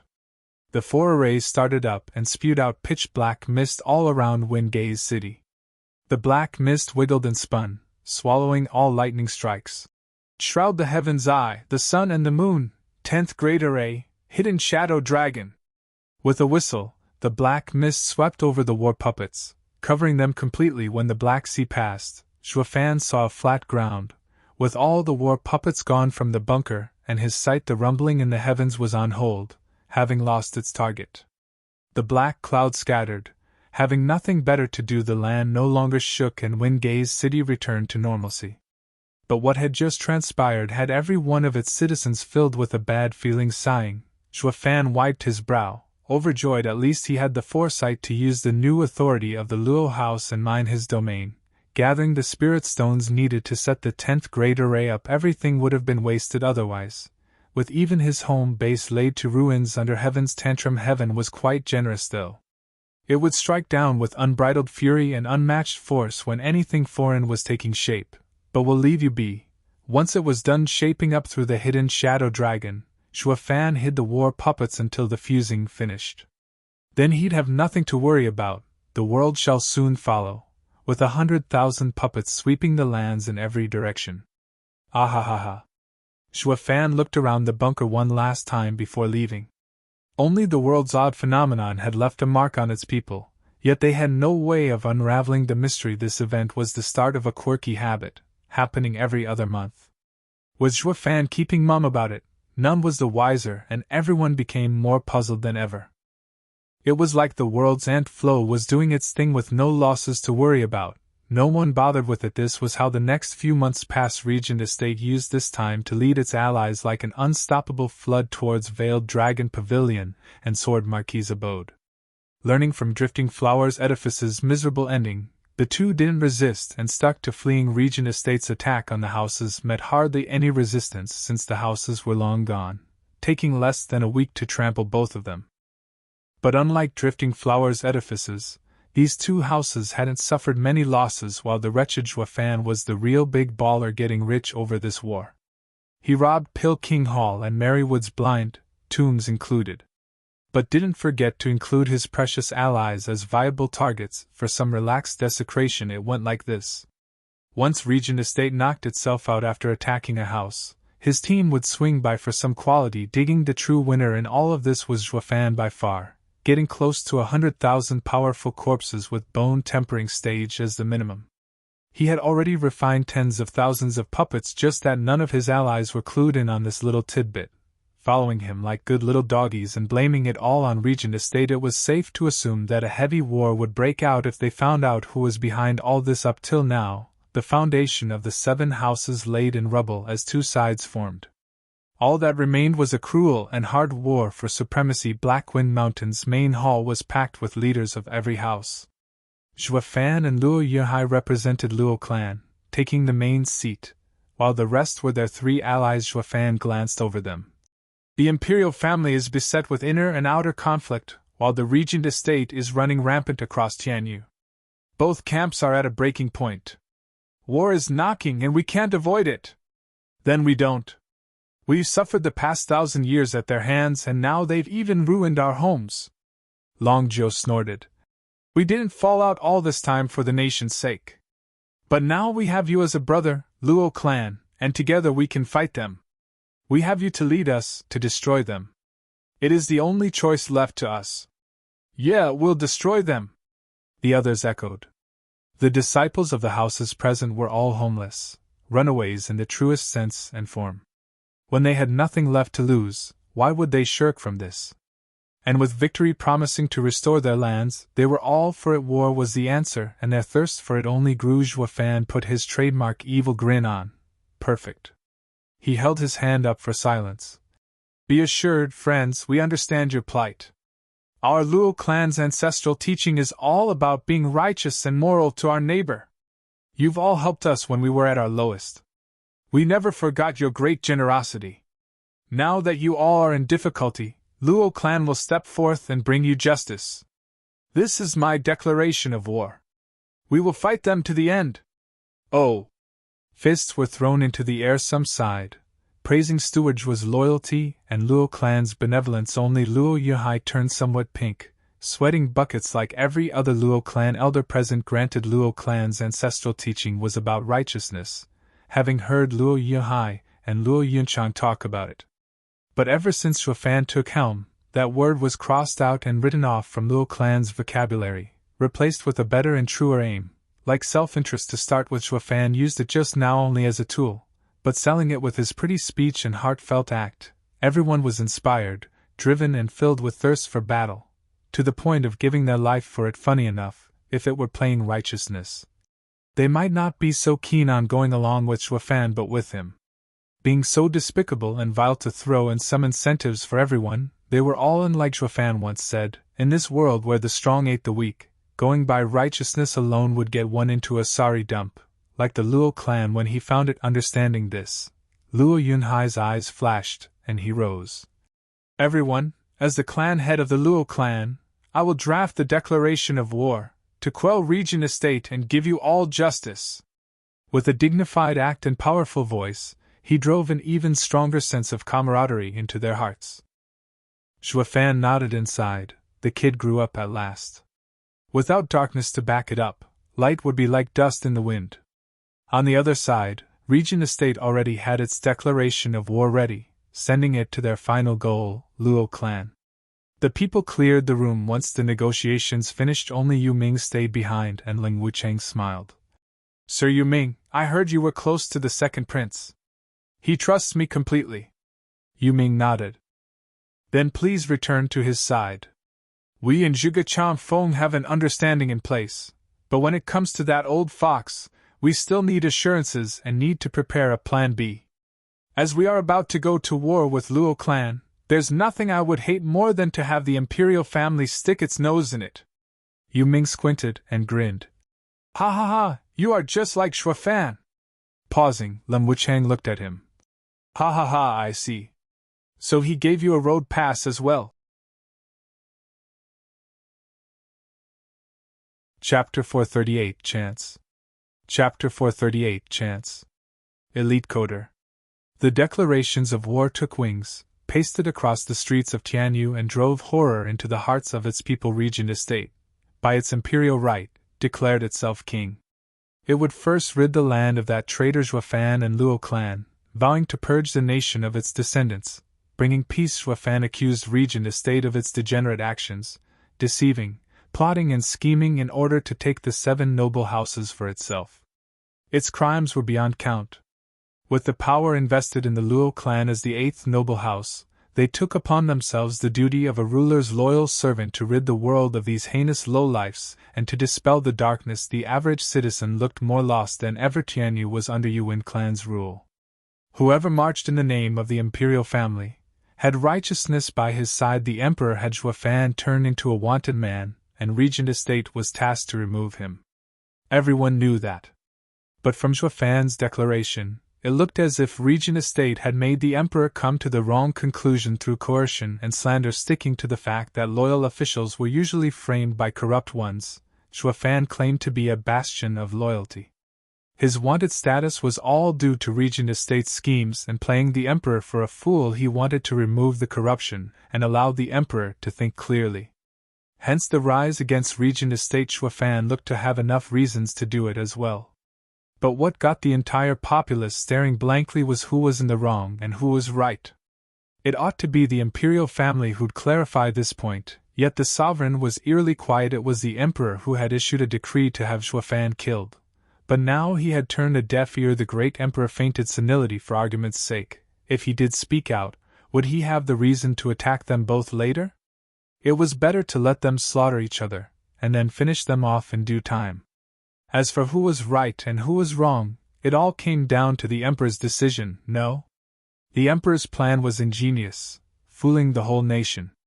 But one thing they did know was that Luo clan and Regent Estate were mad about putting the other one down. The noble houses with their long-standing legacy were leveled in a short time, leaving only these 2 factions. These small-time clans couldn't mess with any of these big shots. It was a safer bet to wait for the winner to come out before hugging their leg. Even though this action carried a slightly reproachful tone, it was way better than making the wrong choice and ending up a corpse in the mud. The emperor was shrewd, but the clans weren't that dumb either to get swept up by the vortex. Who cares who's vile and who's playing nice? The victor has always been, and always will be, right. That old coot is playing deaf. You asked me to deal with Zhuafan and now you won't even back me up? Rotten bastard! Huangpu Tianyuan raved. Ling Wucheng smiled. Estate Lord, we knew this was coming. The imperial family wants to be the third party, so how can it give us just cause? It will only work to boost our forces. Not to mention he hardly has an excuse to deal with us. He must be thinking he has us and Zhuafan right where he wants us. Humph, delusions is what he has. Before he even gets the chance, I'll make sure his backyard burns. Huangpu Tianyuan slapped the table. Ling Wucheng smiled with a wise look. Zhuo Fan was laid back, waiting for the war to come knocking. He had figured out the imperial family's reaction ages ago, and had drafted that ridiculous and flashy deceleration for the same reason. He painted himself as the picture of loyalty, since no one was there to refute him anyway, or Regent Estate would have taken the name of a loyal official to boost his ranks, and he'd be left with nothing. This way is much better. He, I am as guilty as you are righteous. Making this war fair and square.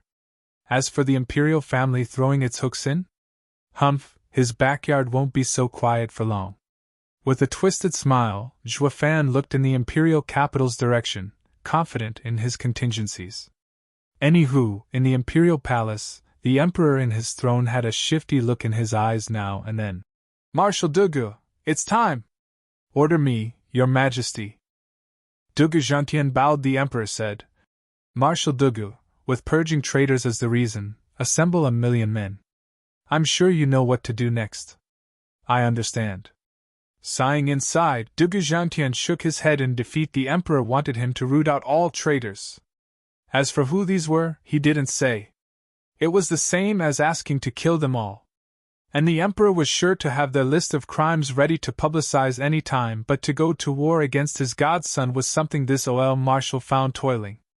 But the emperor had given his order, and he had to obey. Your Majesty, my departure will bring great chaos in the imperial capital. I fear. It's fine. Dugu Zhantian was wrecked with worry, but the emperor cut him off. I have made plans for this eventuality. Marshal can go with ease. This plan will settle Tianyu's critical situation. No mistakes are allowed. Understood. Dugu Zhantian bowed and left the palace. The emperor was struck with grief seeing him go. Marshal, for the good of the nation, I can only be ruthless. Days later, news of Dugu Zhantian's army being on the move spread to every ear. Zhuo Fan and Huangpu Tianyuan snickered. Only the prime minister was frowning. Obscure wolf slipped before him once again, excited. Prime Minister Zhuge, even Dugu Zhantian has left the emperor's side. This is our best chance so far. We wait.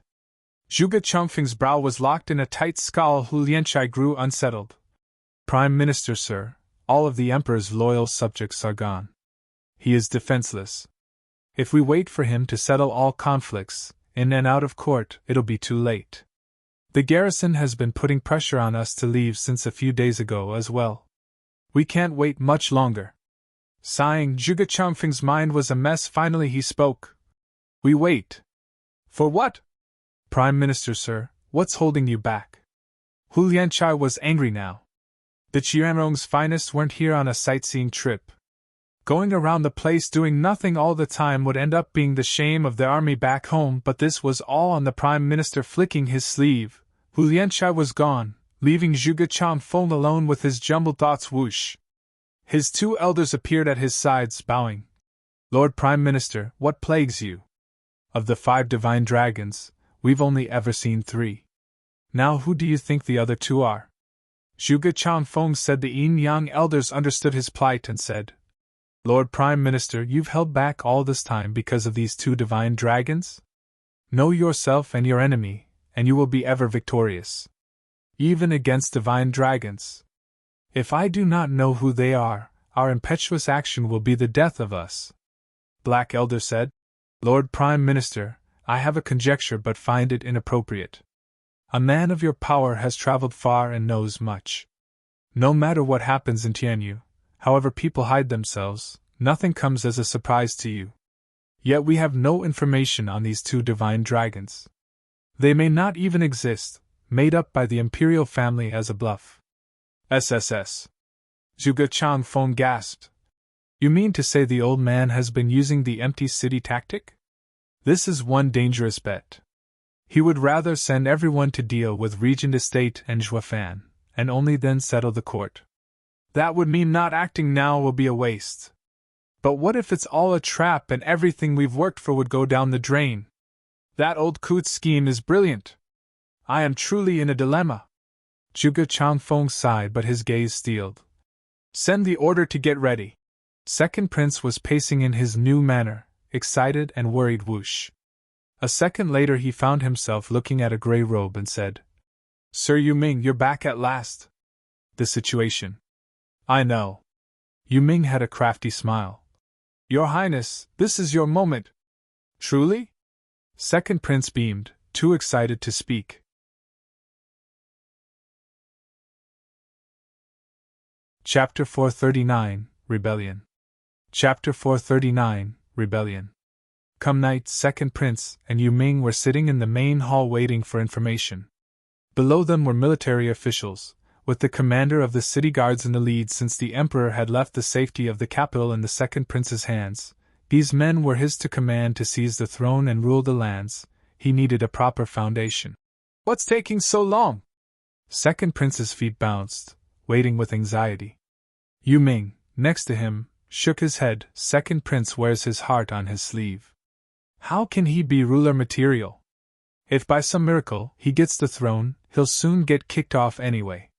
Unlike the current emperor, who, despite being known as incapable, had his own thinking.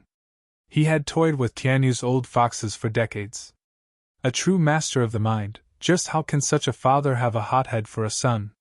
Humph, that midwife must have been at fault. She must have dropped him on his head at birth.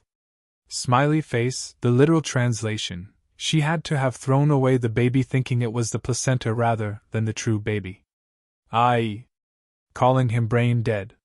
Yu Ming mocked him inside. Second Prince had no clue that his most trusted advisor had no trust in him at all, only waiting impatiently for the spy. Whoosh. A man appeared in front, on his knees. Second Prince jumped to his feet. What's the situation? Your Highness, Duga army has been marching for a month and is thousands of leagues away. It will be impossible for them to return in time, even if it is only Duga Zhangtian or the 4 tigers of Tianyu. Truly? Second Prince was ecstatic. Ha ha ha, Duga army is gone for real. Father is wide open. Commander, assemble the 30,000 guards and attack the palace and force Father to abdicate. By morning, at court, I'll be the new emperor. No one can do anything, ha ha ha. Yes, your majesty. Long live the emperor. The commander bowed. Second Prince laughed harder, his face beaming, writing himself off as the emperor already. Hee hee hee, let's see who will dare say I'm not fit to rule when I have the imperial palace in my palm. Second Prince left with the captains right behind him. Begin, capture all officials. I don't want any chaos.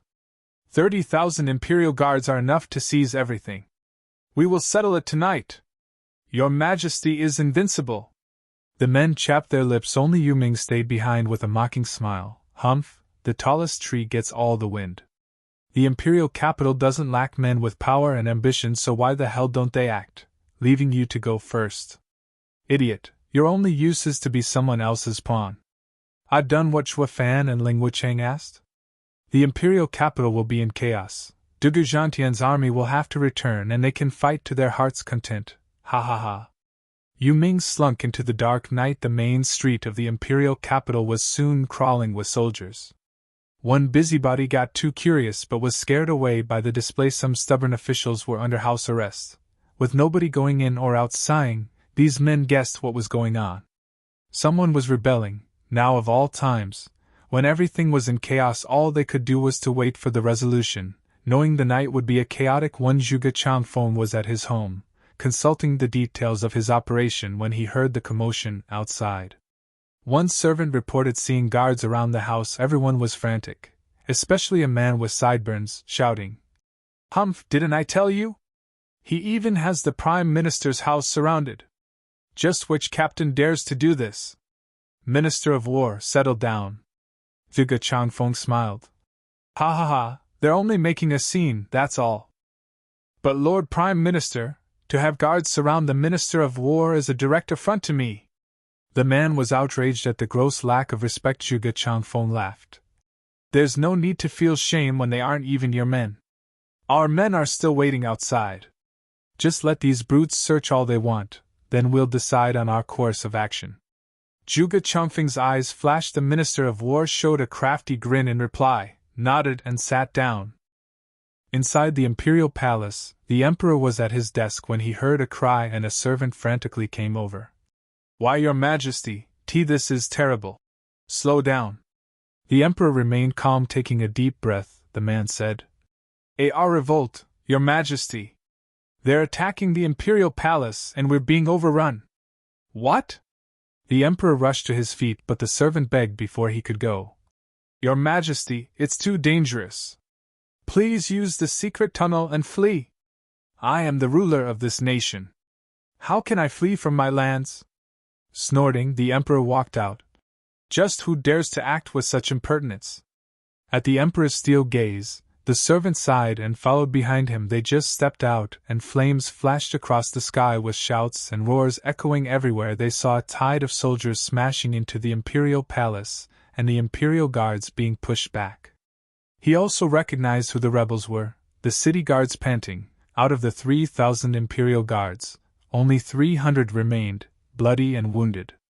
They all circled the emperor, their faces grave, squinting. The emperor looked unhappily. "My child, why are you using the city guards for your own means and charging on the imperial palace?" "Ha ha ha, O imperial father! How do you know that I am leading the city guards and it's not them rebelling on their own accord?" A brash laugh announced the arrival of second prince, surrounded by 10 radiant stage experts. Snickering, the emperor mocked. "Commander of the guards is not impulsive, and certainly not stupid enough to stick his neck out. You!" Second prince was infuriated. The emperor was mocking him for his rash actions, for that useless thing he had on his shoulder, even worse than a city commander. "Imperial father, I know you've only cared for the elder brother and always looked down on me. But now you shall see what I'm made of." "Oh, I think I've seen quite enough, a brainless buffoon. If I'd left the empire in your hands, the Yuan clan won't even see the end of the year, with the nation falling into anarchy." The emperor patronized second prince was fuming. "You can look down on me all you want, but history is written by the winner. I have you surrounded, the entire imperial palace is under my control. Make me an emperor now and I will let you retire and leave in bliss." "Humph, you really are my son. But what if I don't plan on retiring? Maybe I'll keep this seat a while longer." The emperor belittled, shuddering. The second prince spat. "Imperial father, don't push me. What, you'll kill me? Kill your own flesh and blood?" The emperor taunted. Second prince's eyes were red. "Imperial father, you will abdicate, whether you want to or not. Or our ties will be cut in blood." Second prince shouted. "Guard, bring his majesty a pen and paper. He is about to abdicate. Kill anyone who interferes." "Understood." The guard army roared like a tsunami, filled with zest and power as it pressed on. The emperor was not the least bit scared, but one couldn't say the same about the imperial guards around him. Shirking back slowly, second prince saw them still acting firm and looked to his left. One radiant stage expert caught his meaning and flew for the emperor, but a figure cut that expert's path while someone shouted, "Second brother, stop!"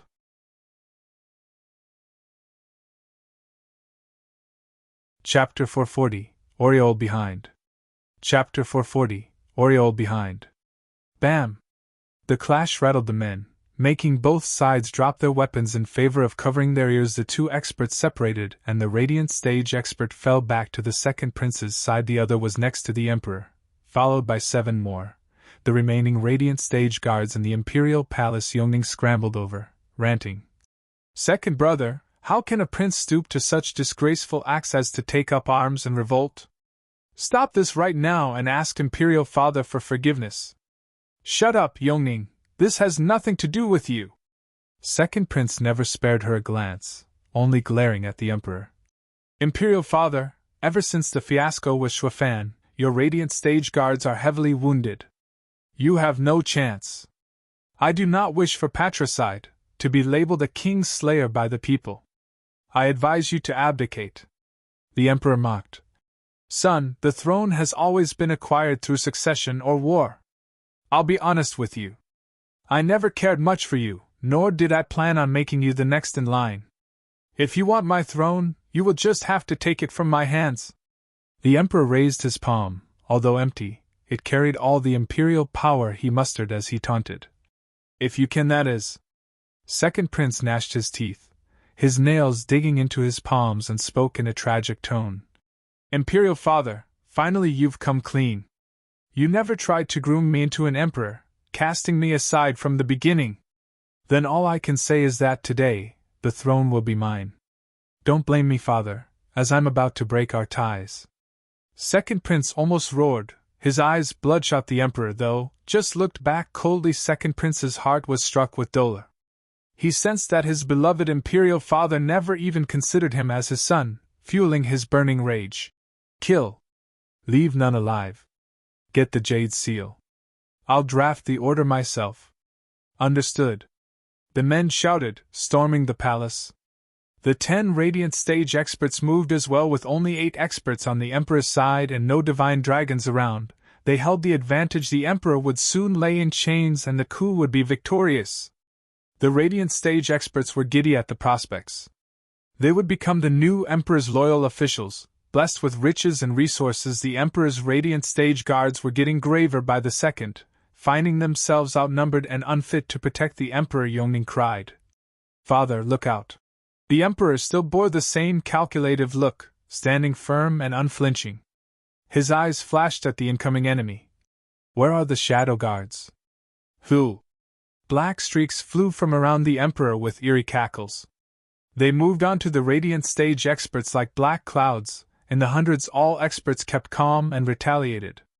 But their attacks went right through the shadows, having no effect at all. While the Shadow Guards relied on their strong souls and couldn't enjoy tearing into the enemy, they could at least mess with their minds and unnerve them. There was hardly a Radiant Stage expert among the Shadow Guards, but thanks to their creepy methods and their numbers, the enemy had no counter to their harassment. The Emperor's Radiant Stage guards were filled with bloodlust, with the Shadow Guards keeping the experts busy. The guards would rob their lives. They moved fast, jumped up in the air, and came down under the cover of the shadows with a heavy palm attack. Ugh.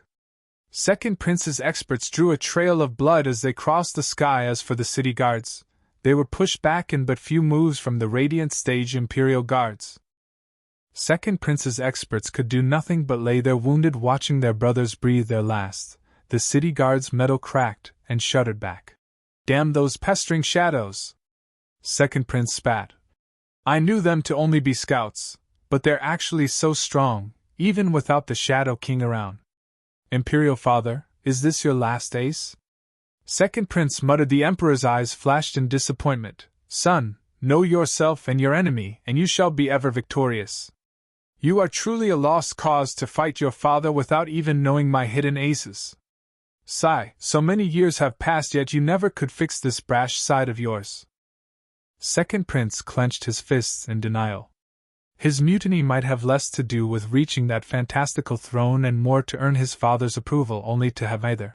Second Prince, the Shadow Guards will overrun us. We need to fall back. One Radiant Stage expert, with blood coming from his mouth, advised. With the Imperial capital in turmoil, despite our failure, we will make a comeback as long as your Highness lives. Comeback? From this? This mutiny, here and now, was his best chance. He took the city guards for himself and struck while the Emperor lay defenseless.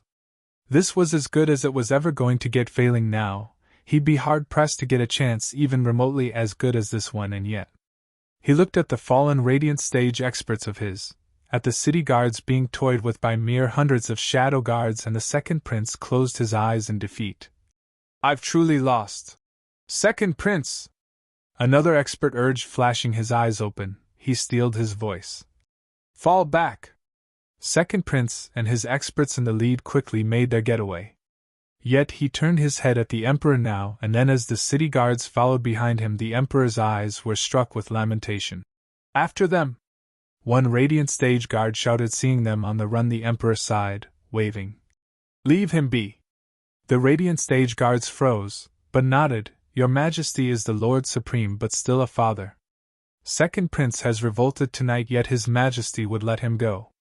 While the Emperor didn't pursue, some shrewder individuals weren't about to let this prime chance go. Second Prince was pulling out of the Imperial Palace while fending off pursuers when a boom revealed torches lighting up just beyond the gates, shining across thousands upon thousands of faces. Second Prince watched the sea of lights and spat.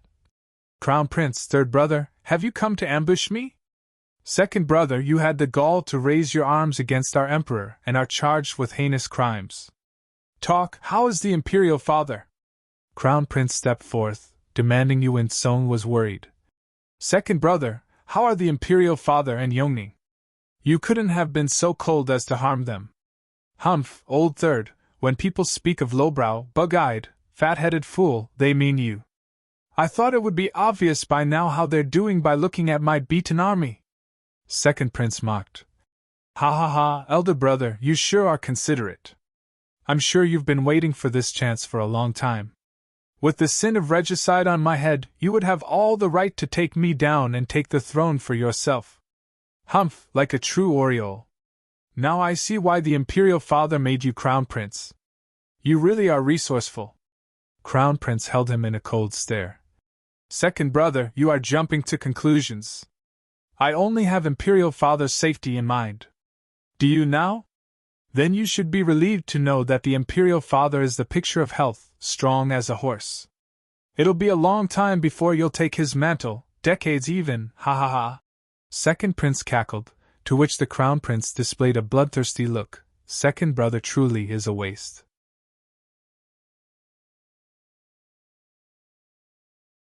Chapter 441, Punishment. Chapter 441, Punishment. Third Prince was overjoyed to know that the Emperor was unharmed. Elder brother, imperial father, and Yongning are all right. We made it in time. And the heavens are by imperial father's side. Crown Prince nodded, looking calm, but when he saw the second prince, he barked. Second brother, you stand accused of inciting rebellion. Give yourself in and let us take you before the imperial father for your sentence. Second Prince mocked. You've got another thing coming if you think it'd be that easy. I may have failed, but I still have my guards, my radiant stage experts. It'd be easy to get through you. Would it? Crown Prince looked down on him with a smile and shouted at the crowd. Officers of the city guard, have you forgotten whose men you really are?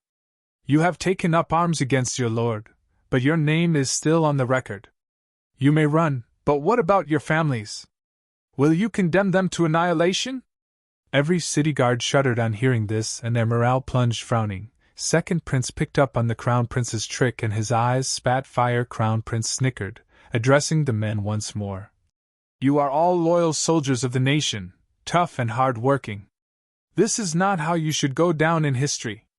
You are also victims in this mutiny. Stand down, turn back, and I promise, in my name as Crown Prince, that His Majesty will overlook this act of yours. You will keep your jobs, you will stay as city guards. Crown Prince! Second Prince snapped, jumping at him with a 5th-grade spiritual weapon. Crown Prince was firm, facing him with a 5th-grade spiritual weapon of his own. Bam! Under the screeches of metal grinding on everyone's ears, they saw a terrible explosion as the Second Prince was pushed back and started spurting blood. He lay on the ground, pale and haggard. Crown Prince stood up with his weapon out, just like before, a cold smile on his lips. The only testament to his power was the cracked pavement underneath. Second Prince! The radiant stage experts helped him up, while the city guards stayed away, as did the commander. Crown Prince had given them a way out. Picking up arms now would doom not only them but their families, their entire clans. The warm smile of Crown Prince showed them how much he appreciated their intelligence, and he now turned to the radiant stage experts. Every single cultivator only fights for resources, spirit stones and pills. Now that he has failed in his rebellion, what could he possibly give you? Give up and stand beside me. I will make you venerables. Or would you rather be on the run with my retarded brother? Ha ha ha, inciting a rebellion is a heavy crime, not something even a radiant stage expert would dare commit on a whim. Or he'd soon find himself hunted down by the Empire. Of course, if you think you're Gu Santong who could fight a nation, then by all means.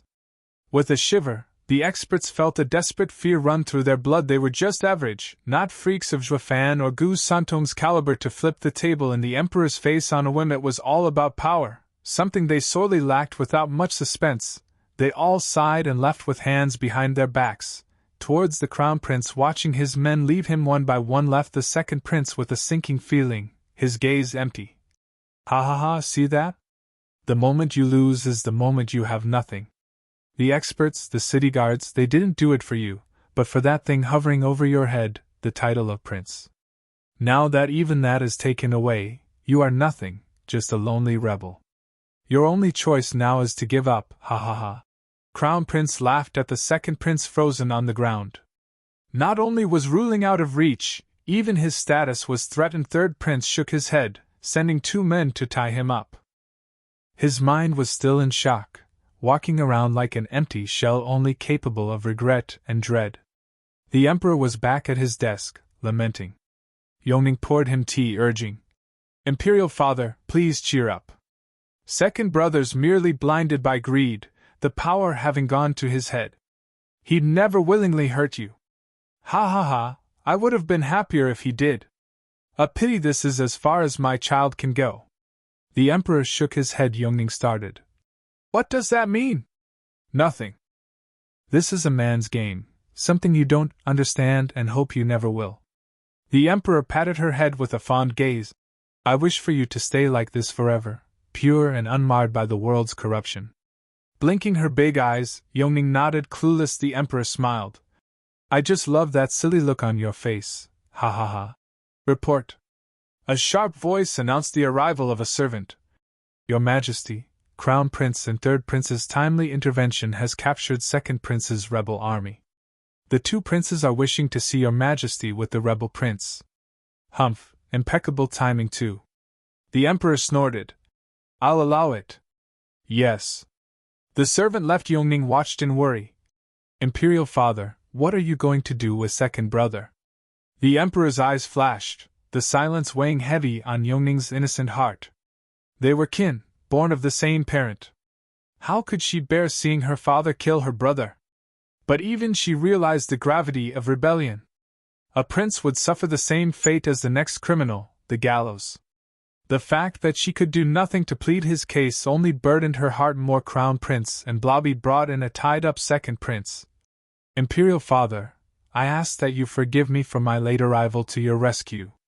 Crown Prince, how did you handle your brother and the guards? The emperor asked. Crown Prince was candid. Forgive me, Imperial father, I have taken the liberty to let them go. To let them return to their posts. With troubled times upon us, you cannot blame them. There was no need to exacerbate.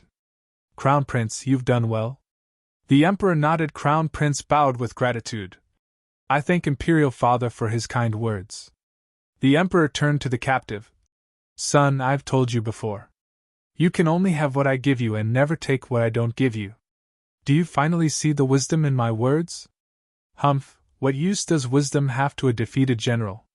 Second Prince sighed. I never considered the fact that the reason behind my rebellion was all due to my title as prince, the title Imperial Father gave me. Now that you've taken it away, I will be worse than nothing, ha ha ha. Imperial Father, is this what you wanted me to see? The Emperor shook his head. The sky is boundless and the lands vast, but the power of the Emperor goes beyond them all. I only wish to tell you that I am the true ruler of Jianyu. You can pull any stunt you like, as long as you don't rebel. Second Prince sighed, hanging his head. Crown Prince's eyes glinted. Imperial Father, may I ask what is the Second Prince's sentence? The fatty probed. All eyes turned to the Emperor. Only Second Prince's head was still down. In the pits of despair, the Emperor took a deep breath. Guards, throw Second Prince Yuanyong in prison, where he shall spend the remainder of his days. Second Prince shuddered, incapable of believing his ears. He had rebelled and should have been given the noose, so why? A father's love is boundless. You may find it in you to take my life for the throne, but I will never think for a second to kill my son. Take him away. The Emperor mocked and sighed. Second Prince never spoke a word even as he was dragged away by the Imperial Guards, but his eyes reddened. The fatty and Yongning perked up. Crown Prince looked happy, but the Emperor picked up on the discontent in his eyes. Crown Prince, a lord needs to show mercy. He can no longer stand in your way. As both a warning and advice, the Emperor spoke with a flick of his sleeve, sending them all away. Crown Prince shuddered, his face gloomy as he shuffled away with a lowered head.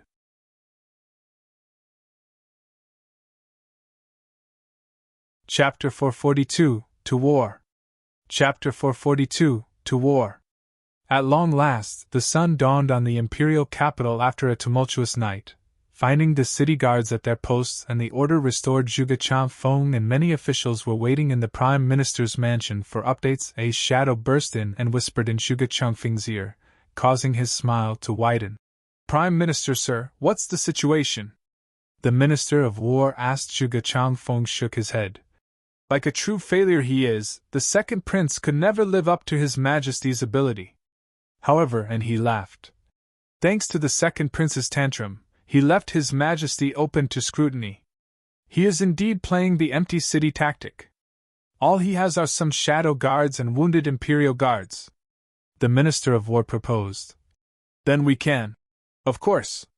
Zhuge Changfeng was firm, having grasped the truth. "The old man has gone all in on this move of his. He has sent his forces to deal with those two, yet sits steady on his throne to blind us. He'd never guessed that his treasured empty city tactic is now in shambles. It's like the heavens are begging us to take this chance. Ha ha ha. Minister, our forces can begin. Take the imperial palace within the week." Zhuge Changfeng's eyes flashed, his voice stern. The Minister of War saluted, as did the rest of the excited officials. "The time for a new ruler is upon us." News of the second prince's rebellion spread like wildfire, reaching Duguzhantian's ears thousands of miles away. 3 days later, Duguzhantian panicked and was about to turn back. He didn't even get to strike camp though, as a yellow flash landed before the marshal's tent bearing a scroll with imperial edict on it. Duguzhantian convened with his tigers and received the order. "Hear ye, the emperor's edict. Marshal Dugu is to stamp out the traitors and press on with valor. He is not to return without results." The radiant stage messenger was one of the few capable guards the emperor had left. For him to come at this time spoke of the importance of this order. Duguzhantian took the edict. "I am honored. May His Majesty live a long and prosperous life." And then he put on a heavy look. "Is His Majesty safe?" "Rest easy, Marshal Dugu. Everything has been handled." Second Prince's rebellion was put down swiftly. The messenger smiled. Duguzhantian relaxed, yet was pensive. But this would have revealed all the forces by His Majesty's side. His aged face was filled with wrinkles from all the worry. Once more the messenger spoke with admiration. "Marshal Dugu is indeed loyal to a fault to the nation. To be frank, His Majesty's guard isn't looking good. But as you can see from His Majesty's decree, you cannot return. His Majesty is burning all his boats. For peace in Tianyu, he is willing to forego even his safety." Duguzhantian shook his head. The messenger nodded slowly after he left. Duguzhantian looked at the thin paper in his hands for a long time. The emperor feared he'd rush back after catching the news of the capital and sent this radiant stage expert. Any delay would not only promise a swift end to Zhuafan and Regent Estates' war, but would also give them time to recoup. There'd be no point in going then, turning into both sides losing. Duguzhantian was once again touched by his emperor's concern and struck out camp to set off. Only this time, his marching was faster, hoping to settle the matters here and get back to the imperial capital before anything worse happened. Meanwhile, in a deep ravine, Luo clan and Regent Estate were each parked on the hills opposite of each other, each eyeing the other with the thirst for battle. Despite the declarations of war, despite the drive to quell each other, they still had some qualms about fighting, fears revolving around hidden traps. But time was of the essence, and the sooner they got this over and done with, the better, which led to an accord to the face-off here, at Troubled Falcon's Gully, in a head-on and above-board manner. On the Luo clan's corner, besides Zhuafan and his radiant stage elders, there were experts from his 3 allies present as well. Each of them glared at Regent Estate with rage and malice for destroying their homes. Hatred consuming them. Regent Estate's side was no different. Its allies mirrored the enemy's thirst for blood and deep rancor. It was by Zhuafan's grace that their homes were in an even sorrier sight. The desecration of their ancestors tended to bring out the worst in people. Who knew? Their hatred for Zhuafan went beyond bone deep at this point. It was in their DNA.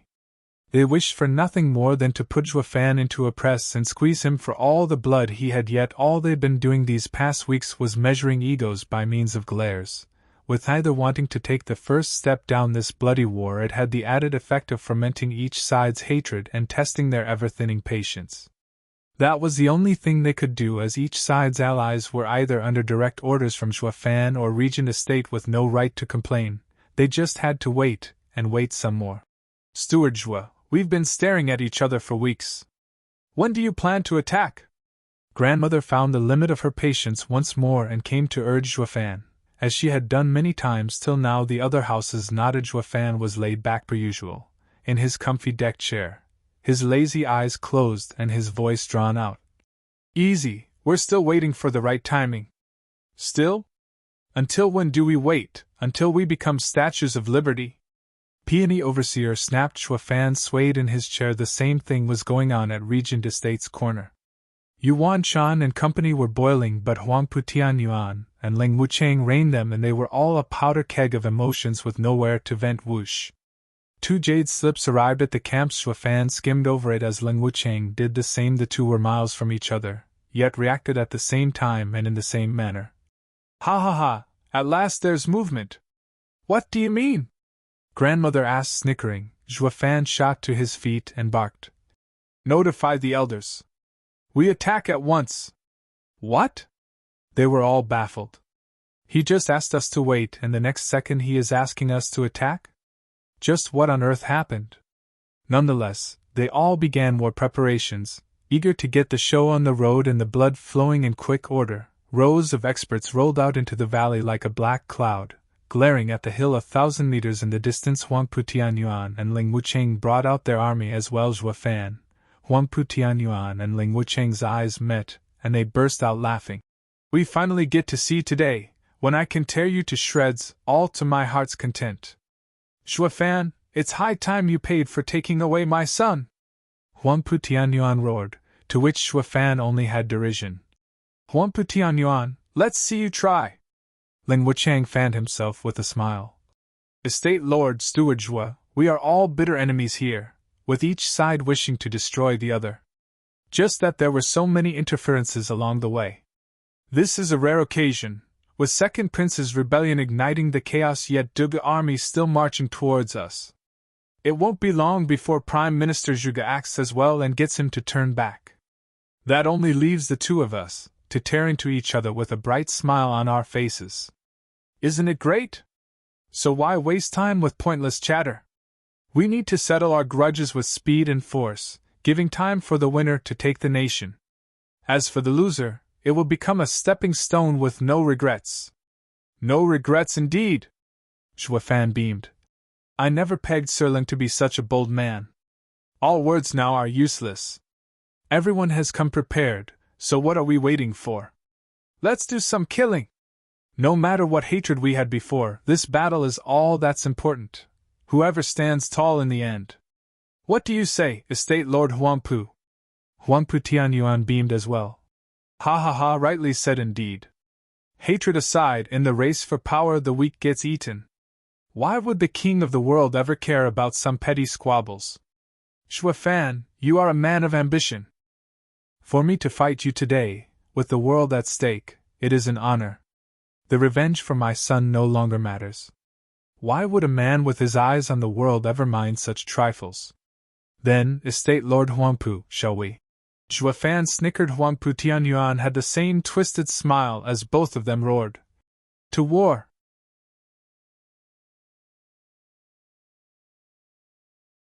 Chapter 443, General versus General.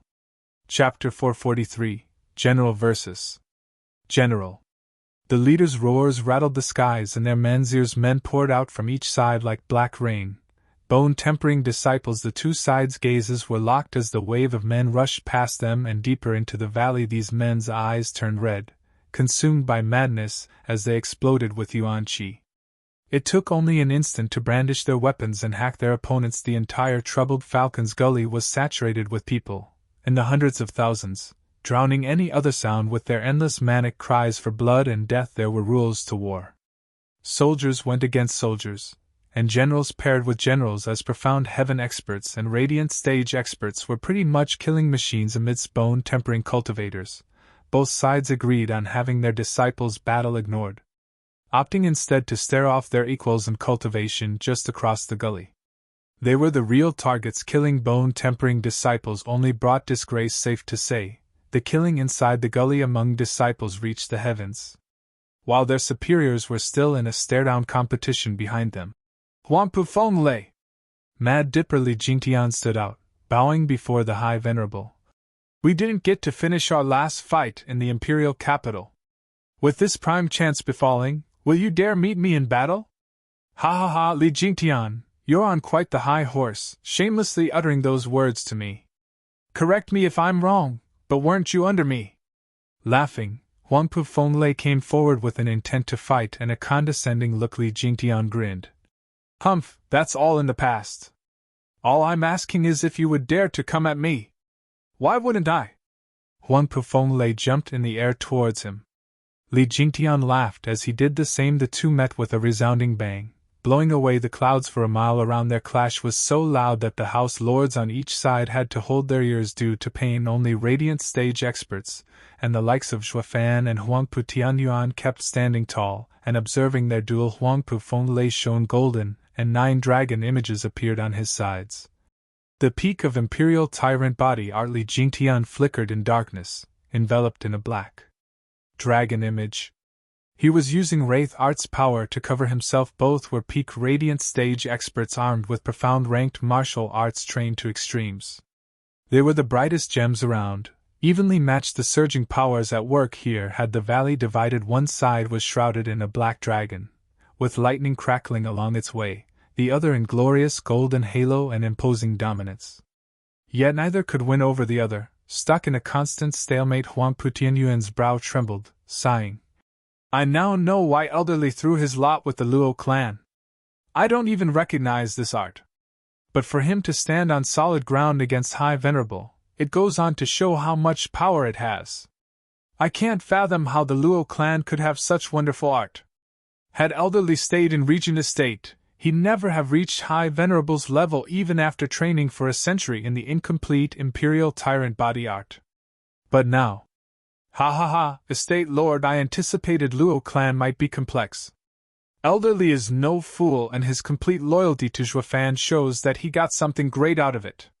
It was his best choice taking the Luo clan's outstretched hand. Lin Wucheng smiled. Huangpu Tianyuan sighed and sighed.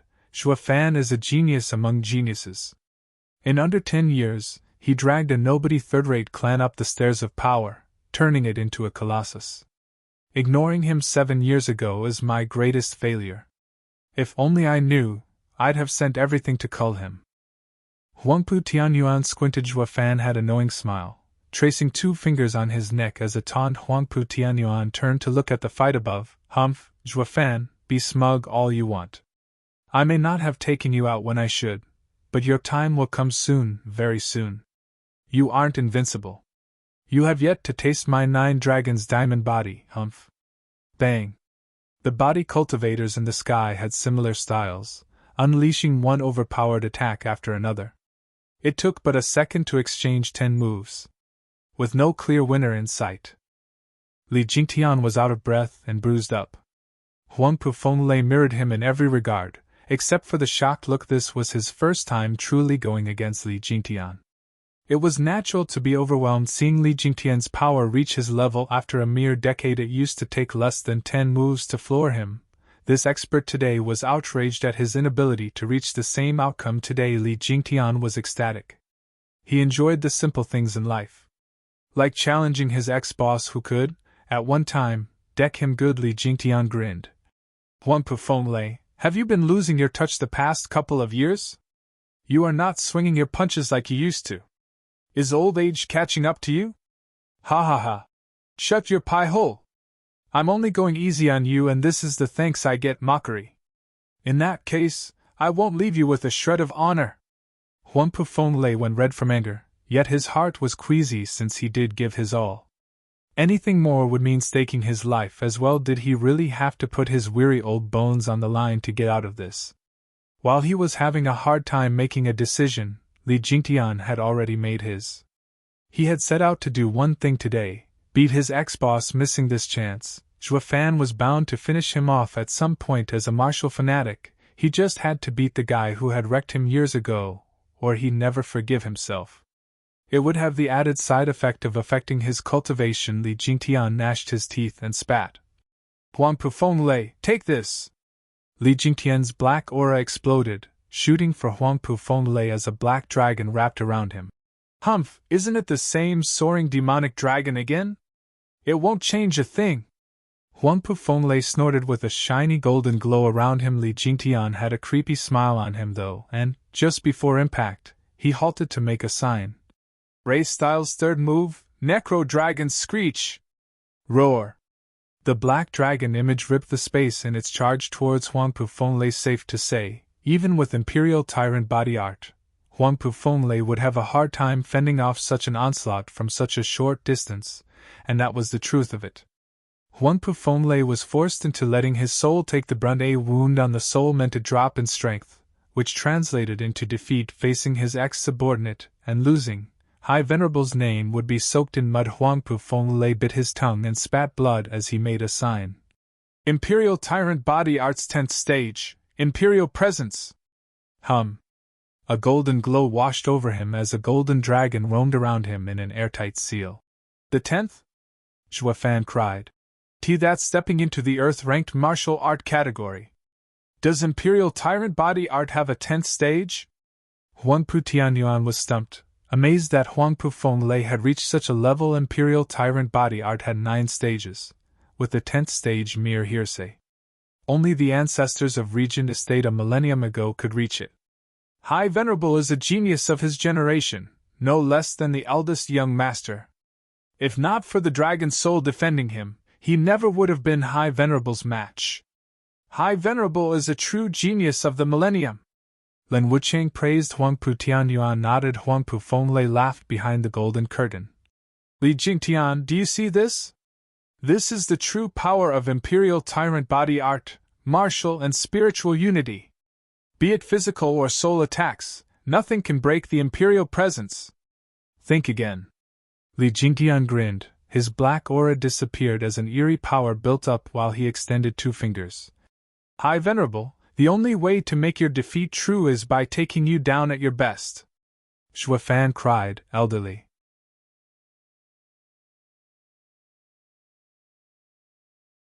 Chapter 444, A Martial Fanatic's Honor.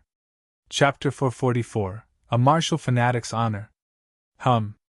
A dreadful wave shot from Li Jingtian's fingers. His face went purple, blood leaked from his mouth and the veins in his arms pulsed, ready to burst, yet none of that could wipe the excitement off his face, releasing every ounce of power he had. That's the profound ranked martial art, Finger of Death! Sensing the energy, Qiu Yihai cried. Ever since Steward has taught it to us, we haven't had much time to practice it. Yet this geezer has already mastered it. He really is the Mad Dipper! Shui Qingjian nodded in praise. Only Zhuofan sighed. Huangpu Fenglei, try this on for size. Despite sucking all of his yuan qi, the move launched quickly, leaving Li Jingtian's finger at his shout whoosh.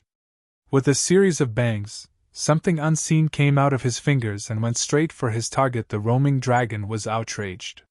It grew dozens of times in size and retaliated its power as if coming from heavens themselves, pressed on the House Lords with such might. Fear festered in their hearts. Huangpu Fenglei, wrapped in his pillar of light, showed shock at Li Jingtian hiding such a killer move. The power of that soul attack went beyond Radiant stage, and not even with the help of Imperial Tyrant Body Art's 10th stage could he fend it off. Huangpu Fenglei was sweating, his big eyes taking on a heavy gaze. Qiu Yihai and Shui Qingjian were panicking.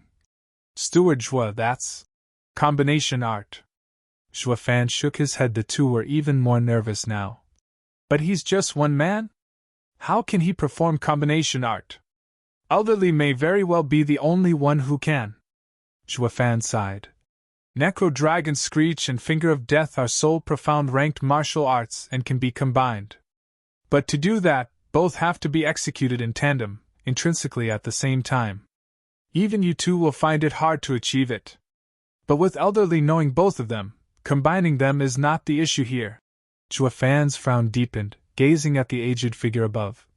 Different martial arts imply that yuan qi takes different paths through one's meridians. When you launch an attack, there's always a pause before the next. Elderly, I'm afraid, pulled out all the stops, unleashing the arts at almost the exact same time. This translates into broken meridians from the clashing flows of Yuan Qi, and you'll be crippled. Elderly may have achieved it, but his body is finished. What, Elderly? The couple's faces fell, turning to Li Jingtian. His power was plunging after unleashing the two arts. Elderly, why did you have to go so far? Huang Pufeng is strong, but not invincible. There's no hatred between you two, so why must you pay the ultimate price? Zhou Fan and the power couple were vexed. This is no kill or be killed situation. Xie Tianshang whipped out his sword, coming before them, and smiled at the figure above. Zhou Fan, you do not understand a martial fanatic's heart. If you do not surpass an opponent you recognize, it will leave one with regrets.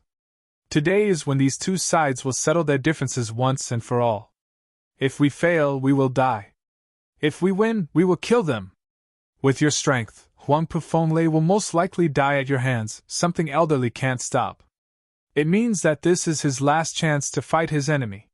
He must defeat his opponent by any means necessary. This is a martial fanatic's will and glory. Spoken like a true martial fanatic, the people watched Elderly pant, as blood kept pouring out of him, but his eyes were full of joy, his smile wide. It's so hard to understand the mind of a martial fanatic. The way I see it, winning is everything. But to win at the cost of your own life is highly inadvisable. Zhou Fan shook his head, but smiled. Get ready, it's our turn soon. The rest had fire burning in their eyes. The now huge black dragon image above finally clashed with the golden pillar. Bam! The resulting explosion was like the aftermath of a bomb. The pillar shook under the point-blank impact, slowly getting riddled with cracks. With a snap, it fell apart and dissolved into flickers of light, while the black dragon was relentless in its pursuit for Huang Pufeng. Boom! Huang Pufeng felt his brain explode and an excruciating pain riddling his heart. Spitting blood, he slammed the ground, his soul in critical state, while his feeble consciousness still held on. He jumped towards Regent Estate. He knew he had lost this fight. Standing around longer would only mean death. Huang Pufeng recalled his glorious name as Regent Estate's High Venerable, and grief struck him.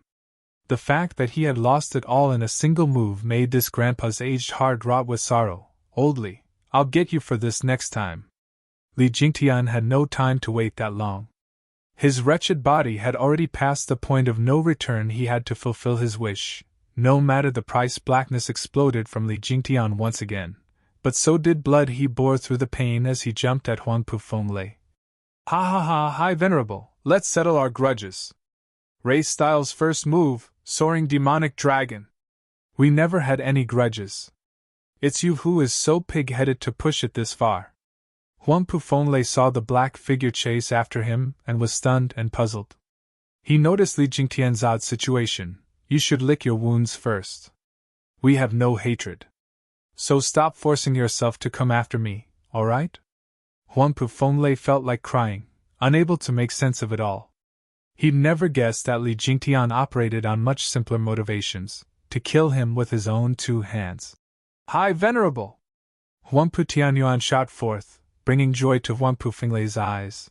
Estate Lord! Zhou Fan's eyes flashed golden in the nick of time, cutting Huang Putianyuan's timely aid short. Zhou Fan? Huang Putianyuan gnashed his teeth. Zhou Fan grinned.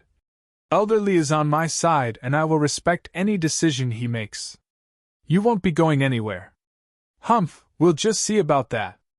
Huang Putianyuan's right hand was enveloped in a golden dragon image for a second before turning into a scaled claw and attacking. The sharp talons whistled through the air. Transformation Earth Dragon Claw? He knew this move all too well, since he had as well, courtesy of his own dragon soul. So Zhou Fan responded with the same coin clang. The clash resulted in screeches grating the ears of others. The two separated. Finding the clash even, Zhou Fan beamed. So you did train in 9 Dragons' diamond body. But that can't be all that a legendary Earth-ranked martial art can do, right? Ha ha ha, Zhou Fan, this is all thanks to the Bodhi root you got for us. But I won't be going easy on you. You are destined to die today. Is that so? Zhou Fan chuckled, followed by a shifty smile.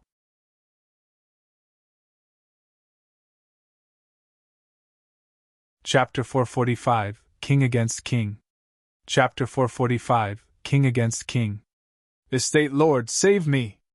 Seeing the manic Li Jingtian fast approaching, Huangpu Fenglei swallowed his pride and begged for help, but with Huangpu Tianyuan and Zhuofan doing the tango, help was on hold to settle this battle.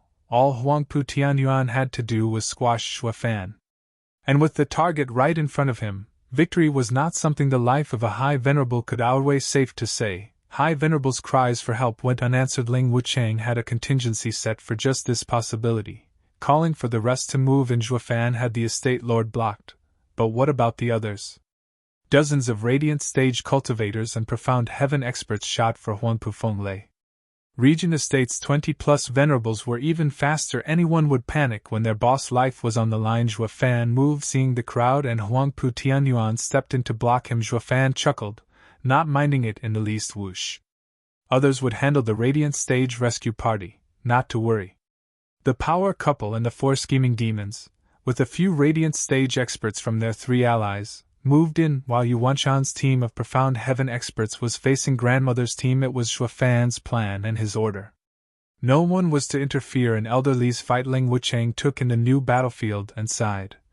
No matter the outcome of today's battle, High Venerable's life is forfeit. Li Jingtian arrived at last upon his target, the black aura having reached its peak. Huangpu Fenglei paled. With the rescue team up a creek, he was left to fend for himself. Shouting, he shone golden once more, roaring, Li Jingtian, don't test me or I'll fight you to the death. Ha ha ha, just what I want. Li Jingtian turned into a black dragon as it went head first. Boom. Black and golden glows clashed, shaking the world around them and turning many heads. As the dust settled and smoke rose, the bloody figures became visible. Li Jingtian was soaked in blood, his chest was caved in, vessels had burst and bones were snapped. His eyes, however, held that look of joy, of pride. Huangpu Fenglei was as pale as a sheet of paper, his pupils dilated and half of his body laid shattered, with vague signs of life. Half of his face shuddered, expressing a contorted and grisly image of unbelievable despair. He ran unchecked over Tianyu for 100 years and never conceived it humanly possible for the day to come when he'd lose in such a wretched and nasty way. Li Jingtian, we have no hatred. Why must you be so obsessed with my death? Words slipped out of Huangpu Fenglei's stiff face, coughing from the pain in his chest. Li Jingtian's smile never left him. Huangpu Fenglei, today you lost to me in 3 moves. In your blind arrogance, you once said to me that I was of poor talent, only worthy to be behind you. You were strong then, shaking me to the core as I looked up to you as my role model. But 30 years passed while I trained Imperial Tyrant Body Art to the 7th stage, only to have my cultivation cut short by your refusal, saying that I'm not worthy to pursue the complete art. When I argued, you beat me up in 1 strike. Then you said that I've reached my limit, and no matter which cultivation method I train in, it'd all be wasted on me and I'm not fit to follow you. Ever since that day I've only been a mere guest venerable, an outsider to your venerable circle. And seeing those nondescript Regent Estate venerables training in the full cultivation method, I could never accept this. Even more so when you said that I have reached my limit. I never cared for being an outsider at all. From then on, you have always been my rival, and I vowed to myself to defeat you one day. That day has come, ha ha ha. Li Jingtian spluttered blood. Huangpu Fenglei felt like crying. Li Jingtian, you narrow-minded fool, you've held on to that trifling event till now? To you it may be pointless, but to me it was unforgettable. My path has no end and no one alive can say otherwise, not even you. Li Jingtian shouted through the pain. Huangpu Fenglei sighed. It is my mistake, His eyes closed, his face twitched and relaxed. He had let go of all hatred. Finding peace, Li Jingtian showed a confident smile. High Venerable Huangpu Fenglei was a man who would put honor above all, but he admitted in the end that he was wrong about Li Jingtian because Li Jingtian had beaten him, that too in less than 10 moves. Li Jingtian's cultivation was far from over. I won. Closing his eyes, Li Jingtian collapsed. Xie Tianshang appeared beside him, helping him up. He only relaxed after sensing his breath as a fellow martial fanatic, the headstrong Li Jingtian was a prime example. He hoped for one day to beat his own rival. Xie Tianxiang's eyes flashed as he looked at Zhuo Fan, shouting, "Zhuo Fan, Elder Li is fine. Only blacked out from the wounds." Xie Tianxiang took Li Jingtian away. Zhuo Fan relaxed. But Xie Tianxiang's look had him stunned. "Why does it feel like he's looking at me like an enemy? Aren't we allies?" Zhuo Fan smiled dejectedly and turned to Huangpu Tianyuan. "Elder Li and Huangpu Finglei's battle has reached its end. Our top general's fight now has a conclusion carrying a sad tone with it. What sadness! As kings vying for the crown, power is everything. Huangpu Fenglei died because he was weaker. I'm not sad, so why should you be?" Huangpu Tianyuan snorted. Zhuo Fan sighed. "I am not sad about your high venerable. Elder Li's story has moved me. A story about someone posing for decades, of how his showboating cracked at the seams in his final moments. It's true what they say, posers get thunderstruck. He got what he deserved. Shouldn't Steward Zhuo take heed then, having the same style?" Huangpu Tianyuan quipped. Zhuo Fan scratched his nose and nodded. "Yeah, after Elder Li's lesson, I think it's best to not only kill those posing in front of me, but also those I'm posing to. Now that you mention it, Estate Lord Huangpu, have I ever posed with you around?" "Always, but can you kill me?" Huangpu Tianyuan raised a taunting eyebrow. Zhuo Fan looked him right in the eye as the calm gave way to endless bloodthirst. He flashed in his enemy's face.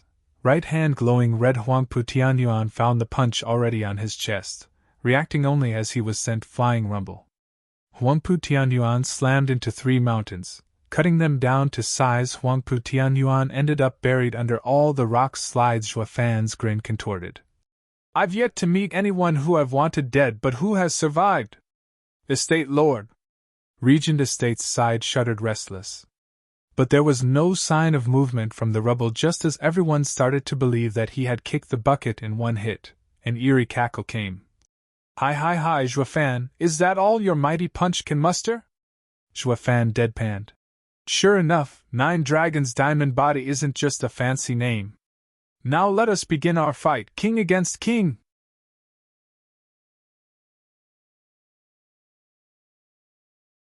Chapter 446, Unbreakable Diamond Body. Chapter 446, Unbreakable Diamond Body. Roar. Dragonic cries echoed from the rubble, 8 of them. The dust around glittered as a golden glow reflected off it, flooding the entire sky. The thick dust had no chance at containing the mighty light show. Zhuo Fan watched the display, fully on guard for anyone or anything that might jump at him. Bam! The rubble pile made of 3 ruined mountains erupted, sending rocks around at breakneck speeds. It took just a blink for the faint figure within that rubble to go from there. To overhear the sight of it sent everyone gasping. Calling it a human was putting it mildly. It had the head of a dragon, 4 sharp talons designed to claw the heavens, covered in scales and with a steel-like whip to boot. That thing was a man-eating savage beast. 9 Dragons Diamond Body, full body transformation, unbreakable diamond body. Zhuo Fan gasped. Huangpu Tianyuan cackled. "This is the pinnacle of dragon transformation. 4 dragon souls have become earth dragon claws, 1 earth dragon body, 1 earth dragon head and the last earth dragon tail. Zhuo Fan, you only have 2 strong arms, of which only 1 is an earth dragon claw. You stand no chance against the might of this unbreakable diamond body. You're finished."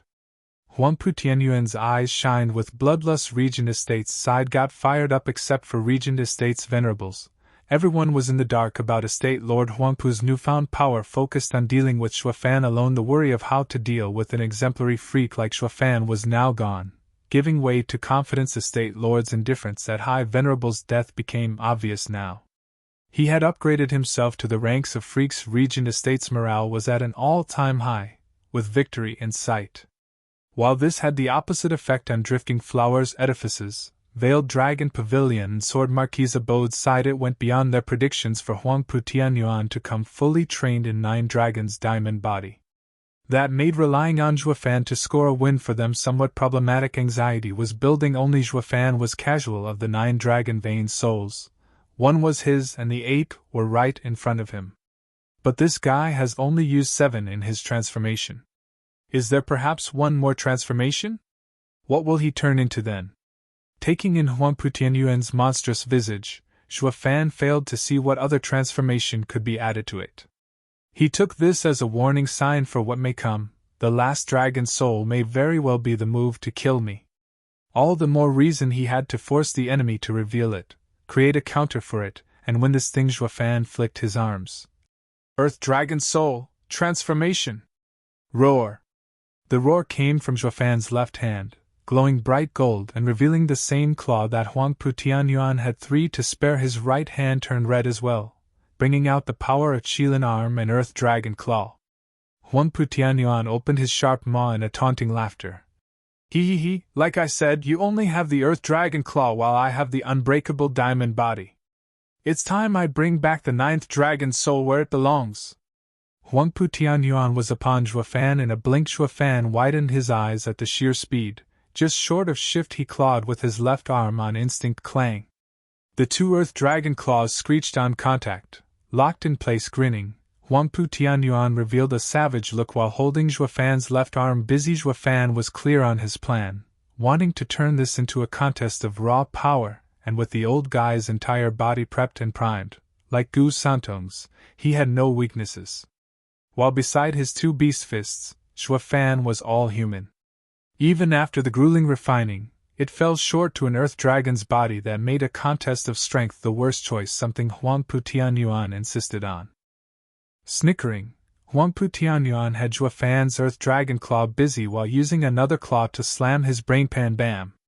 This time the clashing sound came from the impact between Zhuo Fan's right arm with the earth dragon claw. The pitch-black eyes looking at him dead in the eye made him clench his teeth. I am more than clear on your left arm, though I am curious, how did you get your right arm to match the Earth Dragon Claw? Quite a fine specimen. I guess I'll just have to rip it out of your cold dead body. Huangpu Tianyuan's mouth revealed rows of fangs. Zhuo Fan snorted. Estate Lord Huangpu, your sons were naive, and you're no different. If my head was such an easy target, I'd have long since lost it by now. But where the Emperor and Gu Santong failed, do you think you'll succeed? That only makes it vintage, becoming my life's prize trophy. Huangpu Tianyuan laughed, his left earth dragon claw tightening on Zhuo Fan's Qilin arm. Zhuo Fan fumed inside. He tensed his arms to get away, but found them in a vice. Huangpu Tianyuan laughed. Even if you use an earth dragon claw like me, I am a peak radiant stage cultivator, while you are a stage short. Now that you're going nowhere and your arms are locked, you're like a gimp. But even without these 2 arms, I can still take your life. Huangpu Tianyuan unhinged his jaw and bit on Zhuo Fan's head. The whistling wind between those sharp fangs made Zhuo Fan shiver. His allies were shaking with worry. Zhuo Fan was pinned down and had no place to dodge. Huangpu Tianyuan had to just clamp down, cutting short his life, and this war. Zhuo Fan squinted, his brow soaked, waiting for the last moment as he stared into the mouth of darkness and found the toothed decay of logic festering therein, before ducking his head. Bam! The snap of those fangs rattled the ears of everyone while almost blowing out Zhuo Fan's eardrums. It was a testament to its savage power. Zhuo Fan sighed relieved, unlike the tense audience. He had made a lucky escape, but his position was still very much precarious. His hands were still in deadlock, making him easy picking for the monster looming above. Zhuo Fan struggled, but those arms just wouldn't budge. Huangpu Tianyuan toyed with him. Steward Zhuo, everyone reaches their end and today it's yours. You dodged my bite from above, but how will you escape when I attack from below as well? Huangpu Tianyuan opened his mouth again as the tail whipped at Zhuo Fan. The shrill sound that tail made as it traveled stung his mind and vexed his heart. It was more than capable of splitting his head down the middle. But dodging it would put him right between those fangs. Zhuo Fan was pushed into a corner. Luo clan was worried for him, their hearts in their throats. They wanted to come to his rescue, but with how not even Zhuo Fan could overpower Huangpu Tianyuan, their odds were slim at best. Regent Estate's allies had it better, everyone smiling at Zhuo Fan's plight. They'd see the hatred for their ancestors' desecration be repaid in full. Estate Lord Huangpu reigns supreme. Yuan Shan and others got to an early celebration, but in the face of such a problem, while tied and facing the jaws of death, Zhuo Fan showed no fear. Maybe his flashing right eye had something to do with it.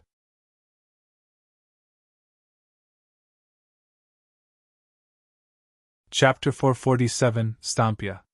Chapter 447, Stomp Ya. Divine Eye of the Void's first stage, shift. Whoosh! Zhuofan appeared 100 meters away just as Huangpu Tianyuan chomped down with another resounding snap. The tail swept in tandem, cutting the air with such force. A shockwave flew at a lonely hill a kilometer away, whipping it out of existence. The people tensed up at the overbearing display of power. The slightest twitch from that tail will have any one of us gone from this world, just like that hill. Zhuofan's eyes were fixed on the ghastly creature. Rejoicing at his timely escape, he had Divine Eye of the Void to thank for the lucky break alert as he was against 9 Dragons' diamond body. Facing it was still deadly. The earlier display was enough to make his skin crawl. That's what got him so confident that he can handle me and Gu Santong once he got the Bodhi root. Zhuofan settled his frantic heart with a long breath crack. Turning his head, Huangpu Tianyuan's neck let out snapping sounds, mocking. Ah, almost forgot you have that as well. You're fast, sure, but are you faster than me? Huangpu Tianyuan flicked his tail, and was on Zhuofan in a blink. Zhuofan saw 2 claws going for his head, and the steel tail coming at him again. Zhuofan's eye flashed golden again, and he was gone.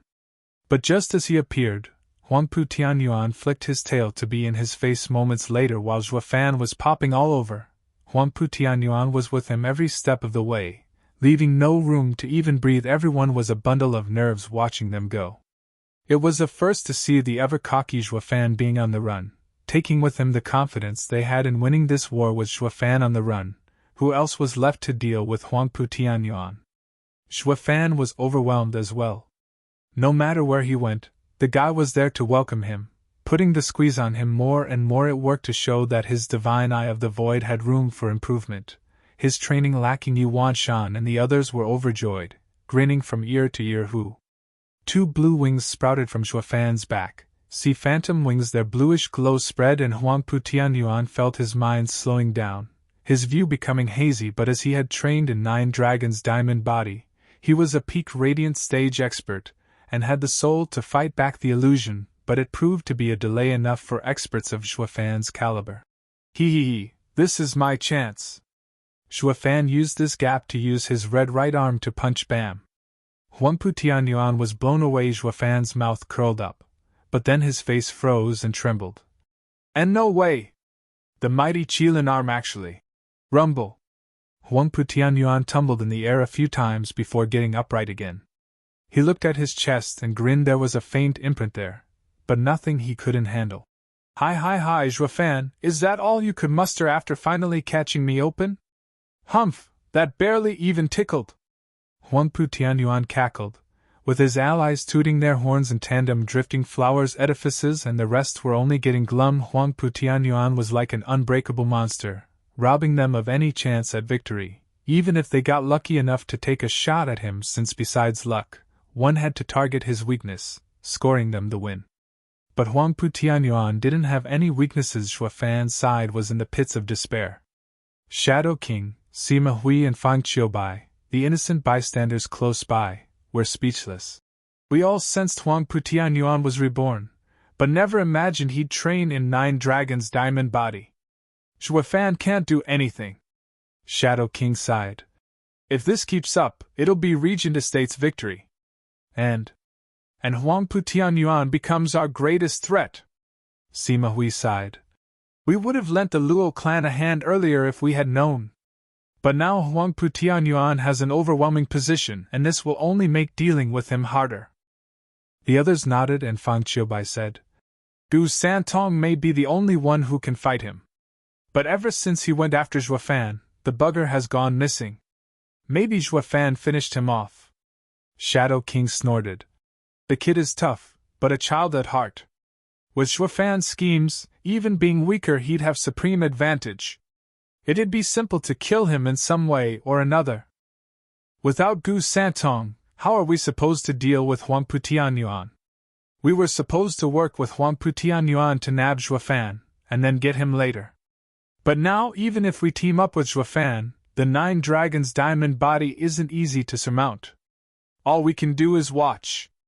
His Majesty's plan already has deviations. Sima Hui sighed. Shadow King nodded. Don't be so sure. We still have 2 more people. Who? Sima Hui asked. Shadow King's eyes flashed in anger. His Majesty's 5 divine dragons are real, and he does have 2 experts back in the imperial capital. They were tasked to constrict Gu Santong, but by the looks of things, they'll be going against 9 dragons' diamond body. What? The 2 cried. These 2 divine dragons were in the dark about this. While Shadow King knew them quite well, judging by his tone, Shadow King smiled at their bewilderment, and recalled out loud.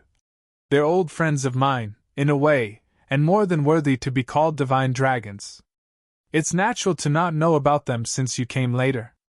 Wouldn't you have been quicker to leave His Majesty's side otherwise, knowing he'd be defenseless? The 2 exclaimed, It's all part of His Majesty's plan. But they've been by his side for so many years, yet the Emperor not once let it slip about the extra 2 divine dragons.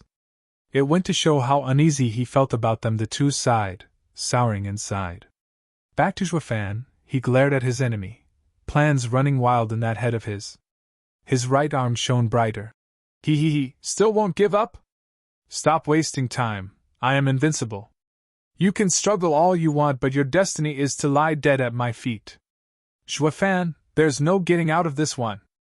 Huangpu Tianyuan's eyes flashed with savagery. Zhuofan snickered, flicking his shining red arm. Who can tell? Since my punch does nothing, I'll just have to stomp ya. Stomp? Huangpu Tianyuan glanced at his legs in derision. You only have powerful arms. You think your puny legs can do what your arms can't? We won't know until we try, Humph. Zhuofan's twisted smile came. Huangpu Tianyuan's common sense was tingling, but seeing how Zhuofan's latest tricks were for naught, he had stopped paying it any attention. No matter how sly and slippery Zhuofan was, in the face of true power, it was all moot. Huangpu Tianyuan swished his tail and shot for Zhuofan. The latter used shift to pop 100 meters above. Huangpu Tianyuan flicked his tail to go after him, just as Zhuofan's mouth curled into a creepy smile.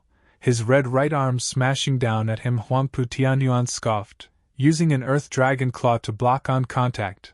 The red fist exploded in size, changing its shape from a fist into a spiritual beast's hoof in the face of the rippling winds. The ridiculous power and boundless might. Huangpu Tianyuan knew he had fallen for it good with Zhuofan.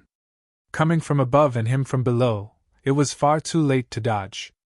The red hoof even brought along a sense of danger. He hated himself for not keeping his guard up around this punk. Zhuofan was laughing.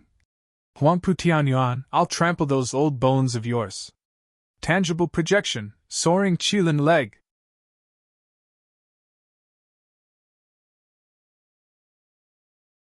Chapter 448, Returning Dragon's Roar. Chapter 448, Returning Dragon's Roar. Elite Coder. Bam! It looked like a hunk of rock was coming down as the red Qilin leg impacted Huangpu Tianyuan's face, stomping down hard enough to crack something. Going by those sounds, Huangpu Tianyuan put up all 4 claws, but nothing had any damn use in stopping it. He kissed the ground so hard the shock wave engulfed the battlefield. Many experts spat blood from it. Taking some much-needed safety distance, the dust rose and covered both of them. As the dust settled, light showed a horrifying scene. Zhuofan's right arm had turned into a 100-meter-tall blood-red pillar.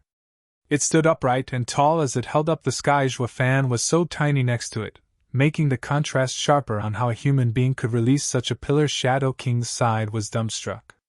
Just when they thought they'd seen it all, Zhuofan had to get freakier with an even crazier move. That's what he meant by stomping. He has a 3rd leg. But what kind of savage beast has such power? Staring at the 7th-level spiritual beast wings on Zhuofan's back and at the hoofed right arm, it got them wondering. How many inhuman parts does he have? Monster! They all thought of it, gulped and shook with fear. Zhuofan was still within the limits of a human monster up till now, but he had gone beyond with this display. No one there took this conclusion as a good thing. Drifting Flowers edifices, Veiled Dragon Pavilion and Sword Marquis abode jumped in fright, albeit happy at the reversal. He finally had the upper hand against the 9 dragons' diamond body. His advantage was directly proportionate with their odds at winning this war. Yuanshan's sides slumped, their hearts a mess. Just a minute ago, They were hollering that Huangpu Tianyuan had surpassed the freaky Zhuofan only to find out that Zhuofan was in fact a human-faced monster. How do you top that? You can go full Earth Dragon for all I care, you still can't take even one of his hits. Yuanshan's side found their earlier confidence maybe just a tiny bit premature. Every single move of Zhuofan is filled with mystery and tricks. You can't take him down so easily. Zhuofan had better things to do than to mind them, like smiling evilly. The Qilin leg stuck deeper into the ground, compressing hundreds of meters into a mere dozen Yuanshan, and Regent Estate's venerables felt like crying unknown as was the fate of their estate lord under that hoof. But now they wondered if there'd even be a corpse left. If you go on trampling any more, we won't even find a bone left. That's just barbaric. Zhuofan's belief was that true ruthlessness grasped certain victory crack. Zhuofan just kept on pushing, snapping the bedrock like twigs. Each sound only helped drive fear and dread into Yuanshan and allies. Drifting Flowers Edifice's side was glad Zhuofan had made a comeback. But even they found it hard to see him still going at it. Dude, take it easy. Do you have to turn him into a bone meal? Zhuofan's capacity for cruelty was only in relation to Huangpu Tianyuan's danger. He wouldn't leave the enemy the slightest chance. He had to finish him off, this ought to do it. Zhuofan's arm glowed red and returned to being an innocent arm peering into the hole. He was speechless. The bedrock was turned to powder under the Qilin leg's power, and a man everyone knew rested in the middle of all the sand. Albeit cracked all over, with blood leaking, it was safe to say that he was barely breathing. He's still alive despite Qilin leg's full power? Zhuofan gasped. Everyone had witnessed the might of the Qilin leg, and now they bore testament to the tough Nine Dragon's diamond body. The guy's freaking tough. Cough. Blood spewed with every motion, from his nose and mouth, ears and eyes, but Huangpu Tianyuan got his feet under him, laughing. Zhuofan, I definitely didn't see that one coming. But even with that killer move, you still can't take me down. To hell with you and your body. You're now broken and wounded. Since I couldn't kill you with the Qilin leg the first time, the second attempt will finish you off. Humph, you're half dead. Zhuofan's eyes flashed. Huangpu Tianyuan only laughed harder. Half alive is more like it.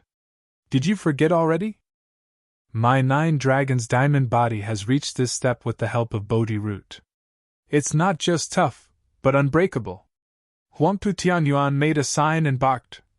Nine Dragon's diamond body, 8th dragon soul transformation, returning dragon's roar. Roar!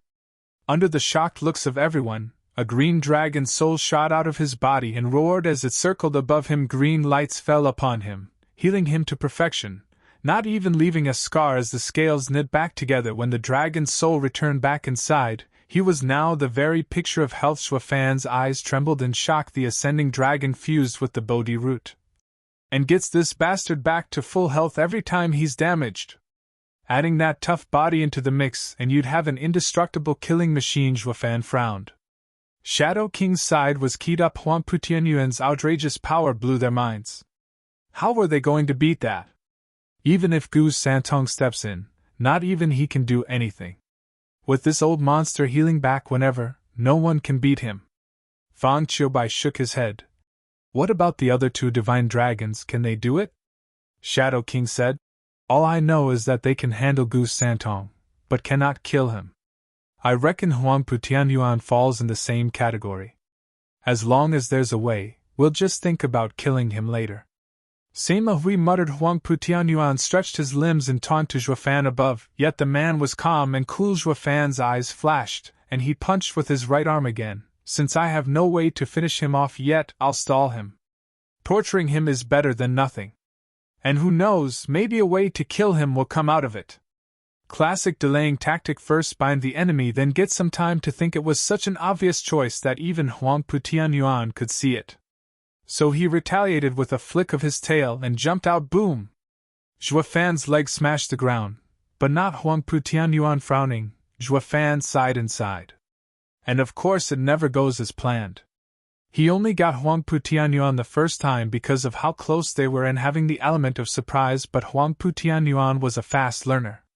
He had to keep some distance, and that speed of his was enough to stay clear. What was even worse was that Huang Putianyuan wasn't a cocky old coot like he acted, but was cautious instead. The worst enemy was a cautious one. Zhuafan's side coming out empty with the enemy on guard, left Zhuafan in truly dire straits. Case in point, he didn't have the time to take back his Qilin leg as a bloody maw came from behind. Zhuafan, now it's my turn, ha ha ha.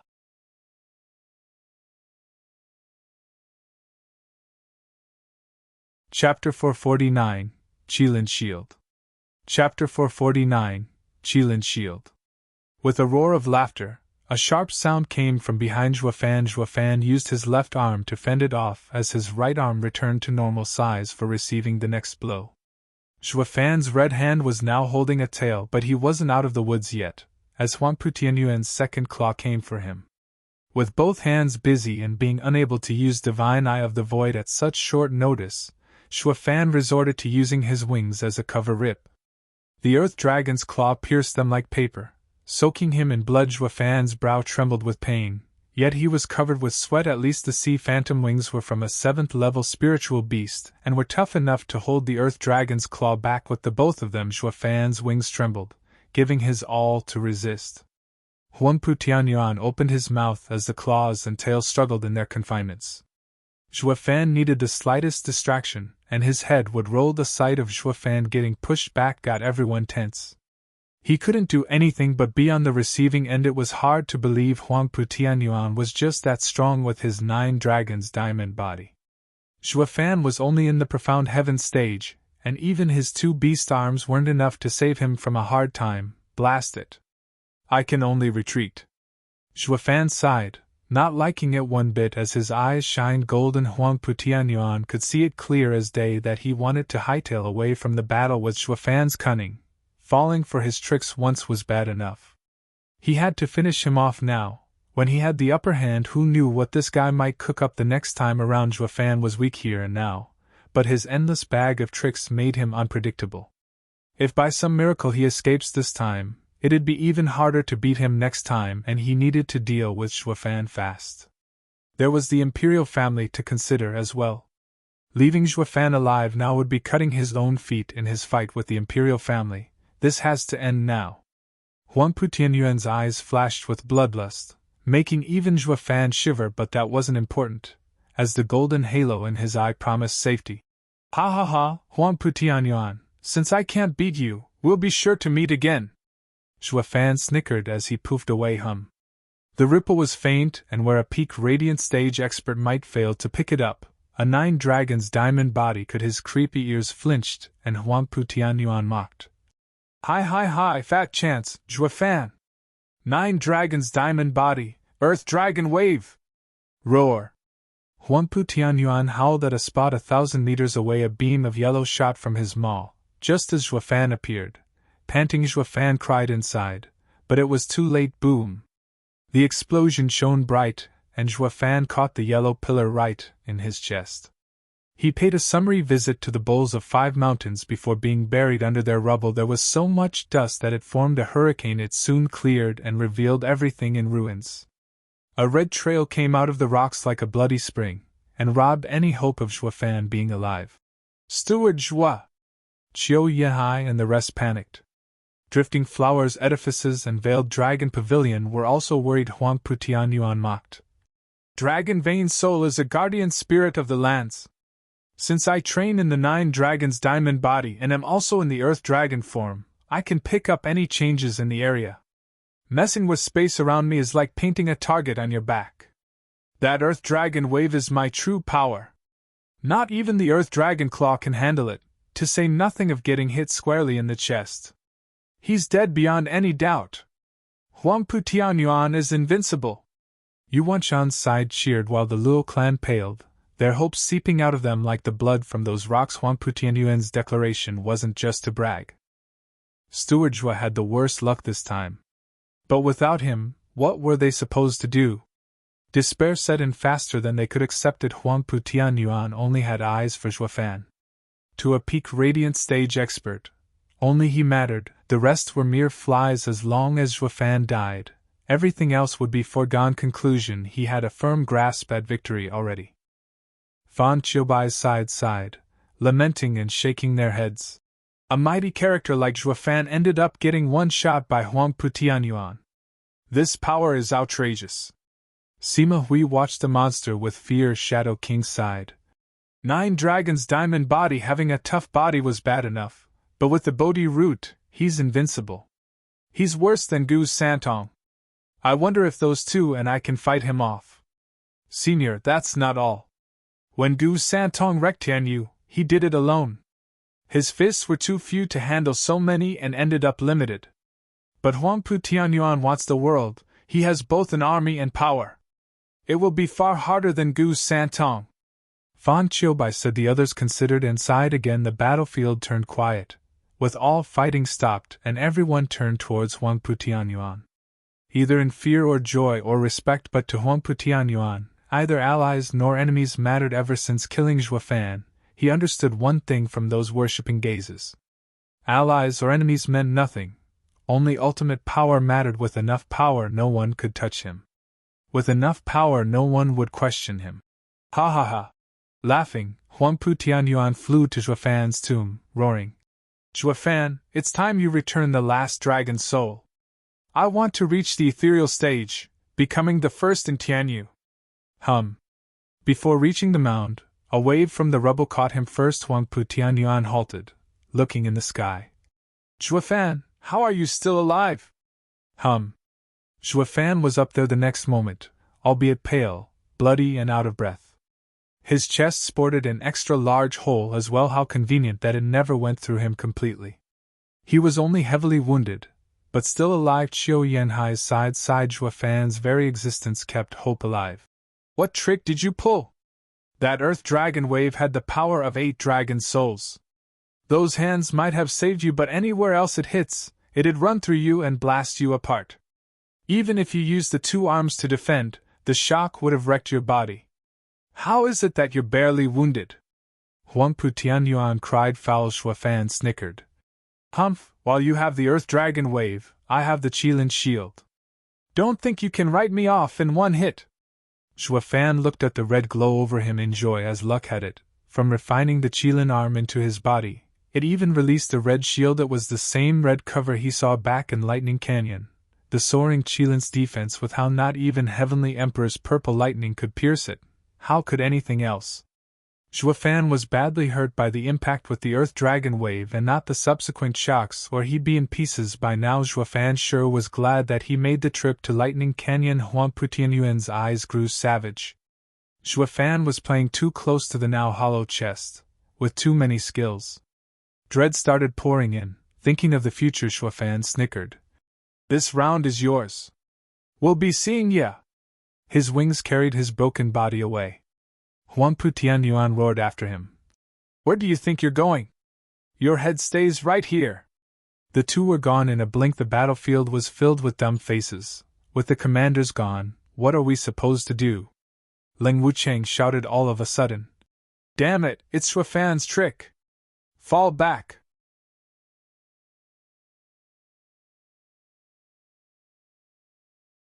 Chapter 450, Poisoners Collide. Chapter 450, Poisoners Collide. What's wrong, Sir Lum? The enemy's morale is weakened. How can we retreat now? Yuan Shan asked. Ling Wucheng's mood was heavy, pondering before speaking. I am not too clear myself, but this situation reminds me of the fight in the esoteric debate. The House Lord's heart seized. You can also feel it, right? Zhuofan was on the ropes, with no way out, but we all know how that turned out. Ling Wucheng's heart thumped. Yuan Shan stood dumbstruck and fearful. Turning utter defeat into complete victory. Sir Lung, are you saying this time as well?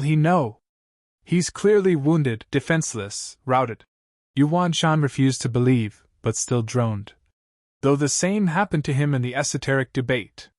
No, he had it far worse then. Yet he still won, breaking Huangpu Qingtian's team and torturing them to death. Sir Lung, do you mean today's defeat is a trap? Yen Bagong shuddered. Since the esoteric debate, Zhuofan's savagery had left him traumatized. In any case like this one, the enemy was left for dead, waiting for them to take their head. But everyone knew Xuefan was an anomaly as long as there was breath in his body. Anything could happen, they've seen it far too many times how Xuefan flipped the tables in the worst cases. And ways imaginable, Lin Wuchang sighed. I am not sure. The kid is one of the few I can't see through. But one thing is certain, Xuefan was defeated today, but even so, he fled. This is a trap to lure the tiger. Everyone shuddered and looked at the two armies. Without Huangpu Tianyuan to back them, they were losing ground in this war. They would end up defeated with both sides' experts around the same level. Only Luo clan's fiends stood apart. Not to mention the power couple could waste a regent estate venerable in a blink, each, while the 4 scheming demons could keep 20 of them busy and suffering. If the fight started, they would have heavy casualties. And even if Huangpu Tianyuan made a lucky return, they would only get a bitter victory, and to think that they still had to fight the imperial family. They all found it not worth it. The house lords glanced at Ling Wuchang and nodded, but they had to get the Luo clan's approval first. Qiu Yanhai and Shui Qingjian showed a creepy smile. Qiu Yanhai roared. Brothers and allies of the Luo clan, together now! Let's crush them! Elder Qiu, our morale is low. How?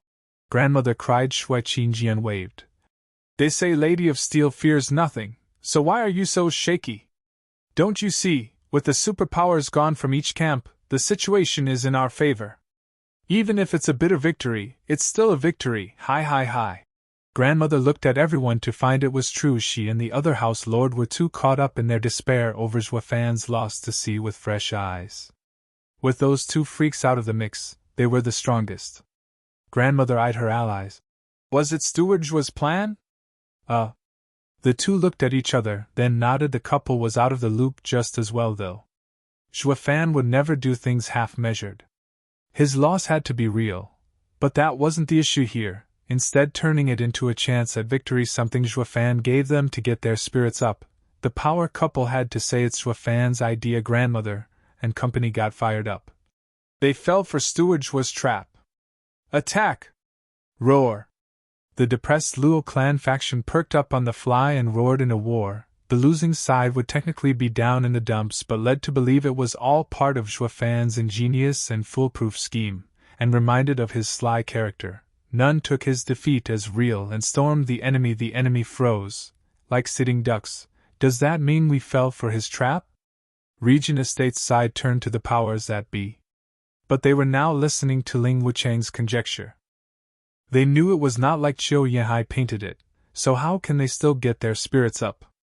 Those leaders joined them in putting on the same dumbstruck face. Regent Estate faction's morale hit rock bottom, with some even believing that the estate lord was now Xuefan's punching bag in a convoluted scheme of his. Estate lord was tough, but nothing could stand Xuefan's freaky mind games. Wasn't the eldest young master toyed to death in a 4-versus-1 battle? Everyone paled, their hearts sinking and losing all hope, while the other side was roaring to go. Looking at them like a bunch of sheeps waiting for the axe to fall, Yuan Shan cursed. For God's sake! How the hell did it come to this? It's too late to fall back now. They'll hunt us down. It's better to fight. Is Estate Lord Huangpu so dull as to not see such a simple trick? Yeah, how did he get duped by such an old trick? Ling Wuchang sighed, but he knew the truth. Huangpu Tianyuan was never duped, but was only taking a calculated risk. Xuefan was a bigger threat than the fate of this battle. Regent Estate's experts might die here today, but as long as Xuefan fell, it was a win in his book. He was overconfident in his 9 dragons diamond body, thinking of himself as unstoppable. Estate Lord, has the taste of victory gone to your head? Did you forget about Gu's Santong 300 years ago? Ling Wuchang sighed. The armies clashed. Rainbow Cloud Palm! Yen Bagong in the lead unleashed his poison mist to gain the advantage, but his efforts were met with another poison mist from the Luo clan, pushing it back. 9 poison fantasy palm! Yen Song roared. The mist vanished and appeared every now and then, making defense useless. It not only absorbed the Rainbow Cloud Palm, but even poisoned many experts, to the point that even Radiant Stage experts took a breath of it at some point, getting their power cut. What poison art is that? Yen Bagong stammered. Yen Song snickered. He, ha lord, time sure flies, eh? Do you perhaps find Steward Zhua's 9-poison fantasy palm a bit stronger than Pill King Hall's rainbow cloud palm? Damn traitor, you dare show your face to me? Yen Bagong cursed. Yen Song grinned. Yen Bagong, I never fought you out of respect, but after leaving Pill King Hall, how did you treat my disciple? Today, we'll settle all debts. Dead? The both of you are Pill King Hall's traitors. I will kill you where you stand and cleanse my house. Yen Bagong shot for Yen Song, who did the same. Boom. 2 palms clashed and the poison spread so far that everyone moved 1,000 meters away. They knew the rainbow cloud palm all too well and had no trouble dodging it, but in 9-poison fantasy palm's case, with its endless variations, it was impossible to defend all 81 poisons from seeping in. In seconds, Yen Bagong was riddled with 5 colored spots, poisoned and in pain as a fellow poisoner. He knew the hellish power this move had, but with how this move was stronger than Pill King Hall's, along with its eerie movements, he failed to stay clear, ending up losing power as he was poisoned. The more he fought, the worse it got, and the tears welled. Where the hell did Yen Song get this art? Wasn't Pill King Hall the best in Tianyu when it comes to poison and pills? His face fell as he recalled every Luo clan's expert's unique and amazing art. Yen Bagong knew Zhuafan was a monster. Is he a living library or what? How the hell does he come up with so many cultivation methods and even a poison one at that? A damn conniving deceiver. Yen Bagong cursed as his face fell. He knew the poison ran deep within him.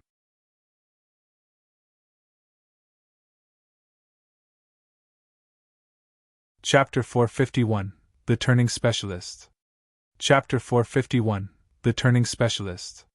The armies smashed into each other like floods. The side who pushed the other, who pressed their momentum, would soon gain control over the entire battlefield, a role most suited to a poisoner, especially when it came to wars. Zhuafan looked down on poisoners, saying that they were useless in a battle of experts.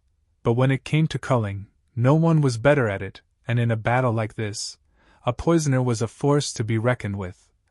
A veritable grim reaper doing his job as God intended. Yen Bagong knew of his importance, wishing to use this chance to showcase his power, but against the traitorous Yen Song, his chance was gone, and he had instead suffered from poisoning himself. In a cruel twist of irony, it only worked to shame him further. The great Hall Lord using poison to kill others was now being served the same coin. And Yen Song's poison wasn't limited to affecting him, but Regent Estate factions, experts en masse. If he pulled back now, there'd be nothing left of his name to speak of. Yuan Shan watched the poison mist as he retreated. A dozen radiant stage experts, confident in their strength, pushed through it to take Yen Song down. He had to die for their army to survive. Luo clan's power couple entered the scene midway, pushing these oldies back with miserable faces, and that wasn't even half of it. What got them so wretched and wishing they could tear the two piece by piece was that Luo clan in its entirety had inherited Zhuafan's expert turning skills. With the fall of Hell Valley, Pill King Hall and Merry Woods, Luo clan had bolstered their elder ranks with every fallen house.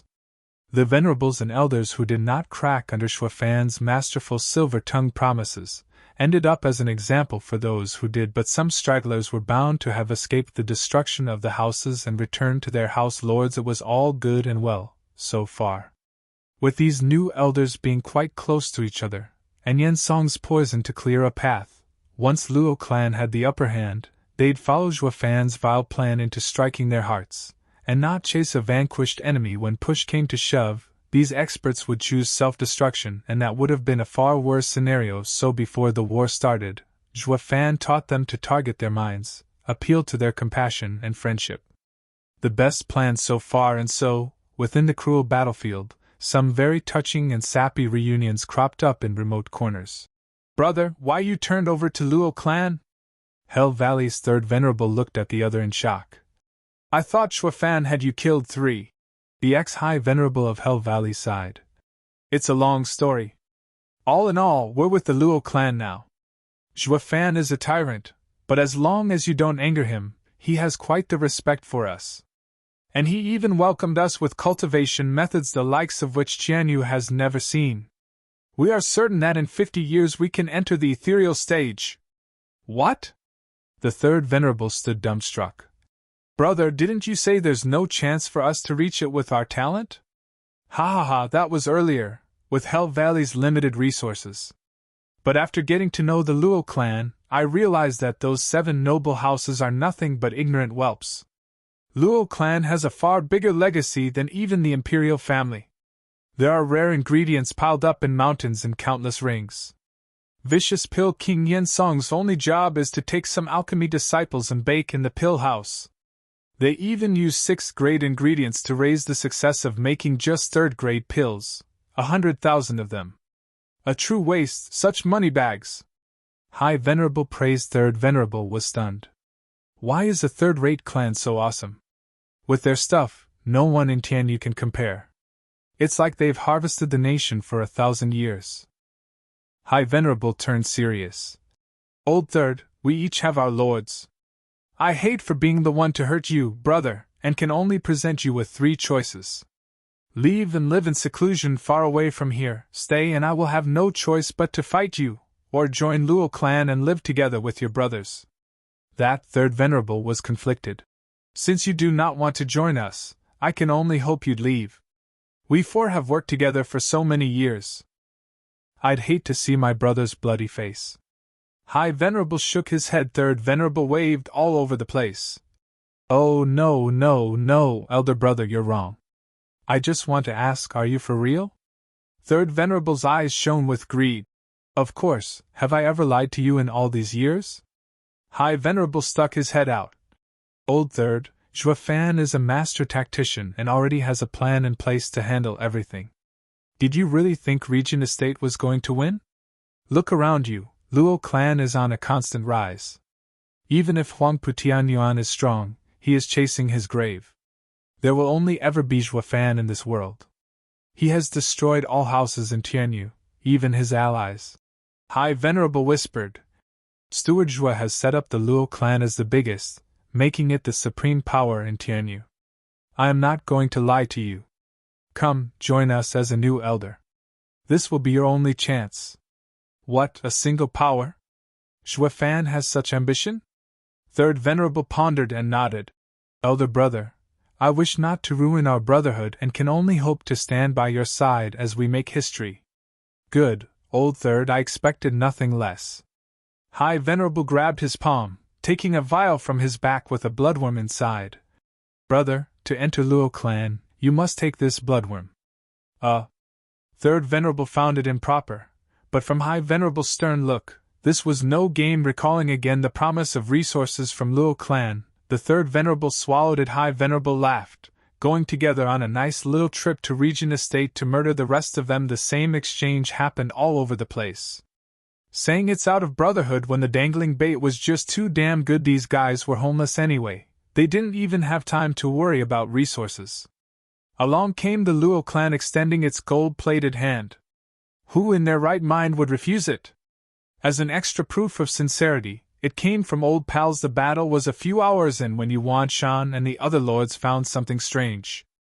What are the venerables and elders doing, slaughtering their way over? Wasn't it a bit early to come back?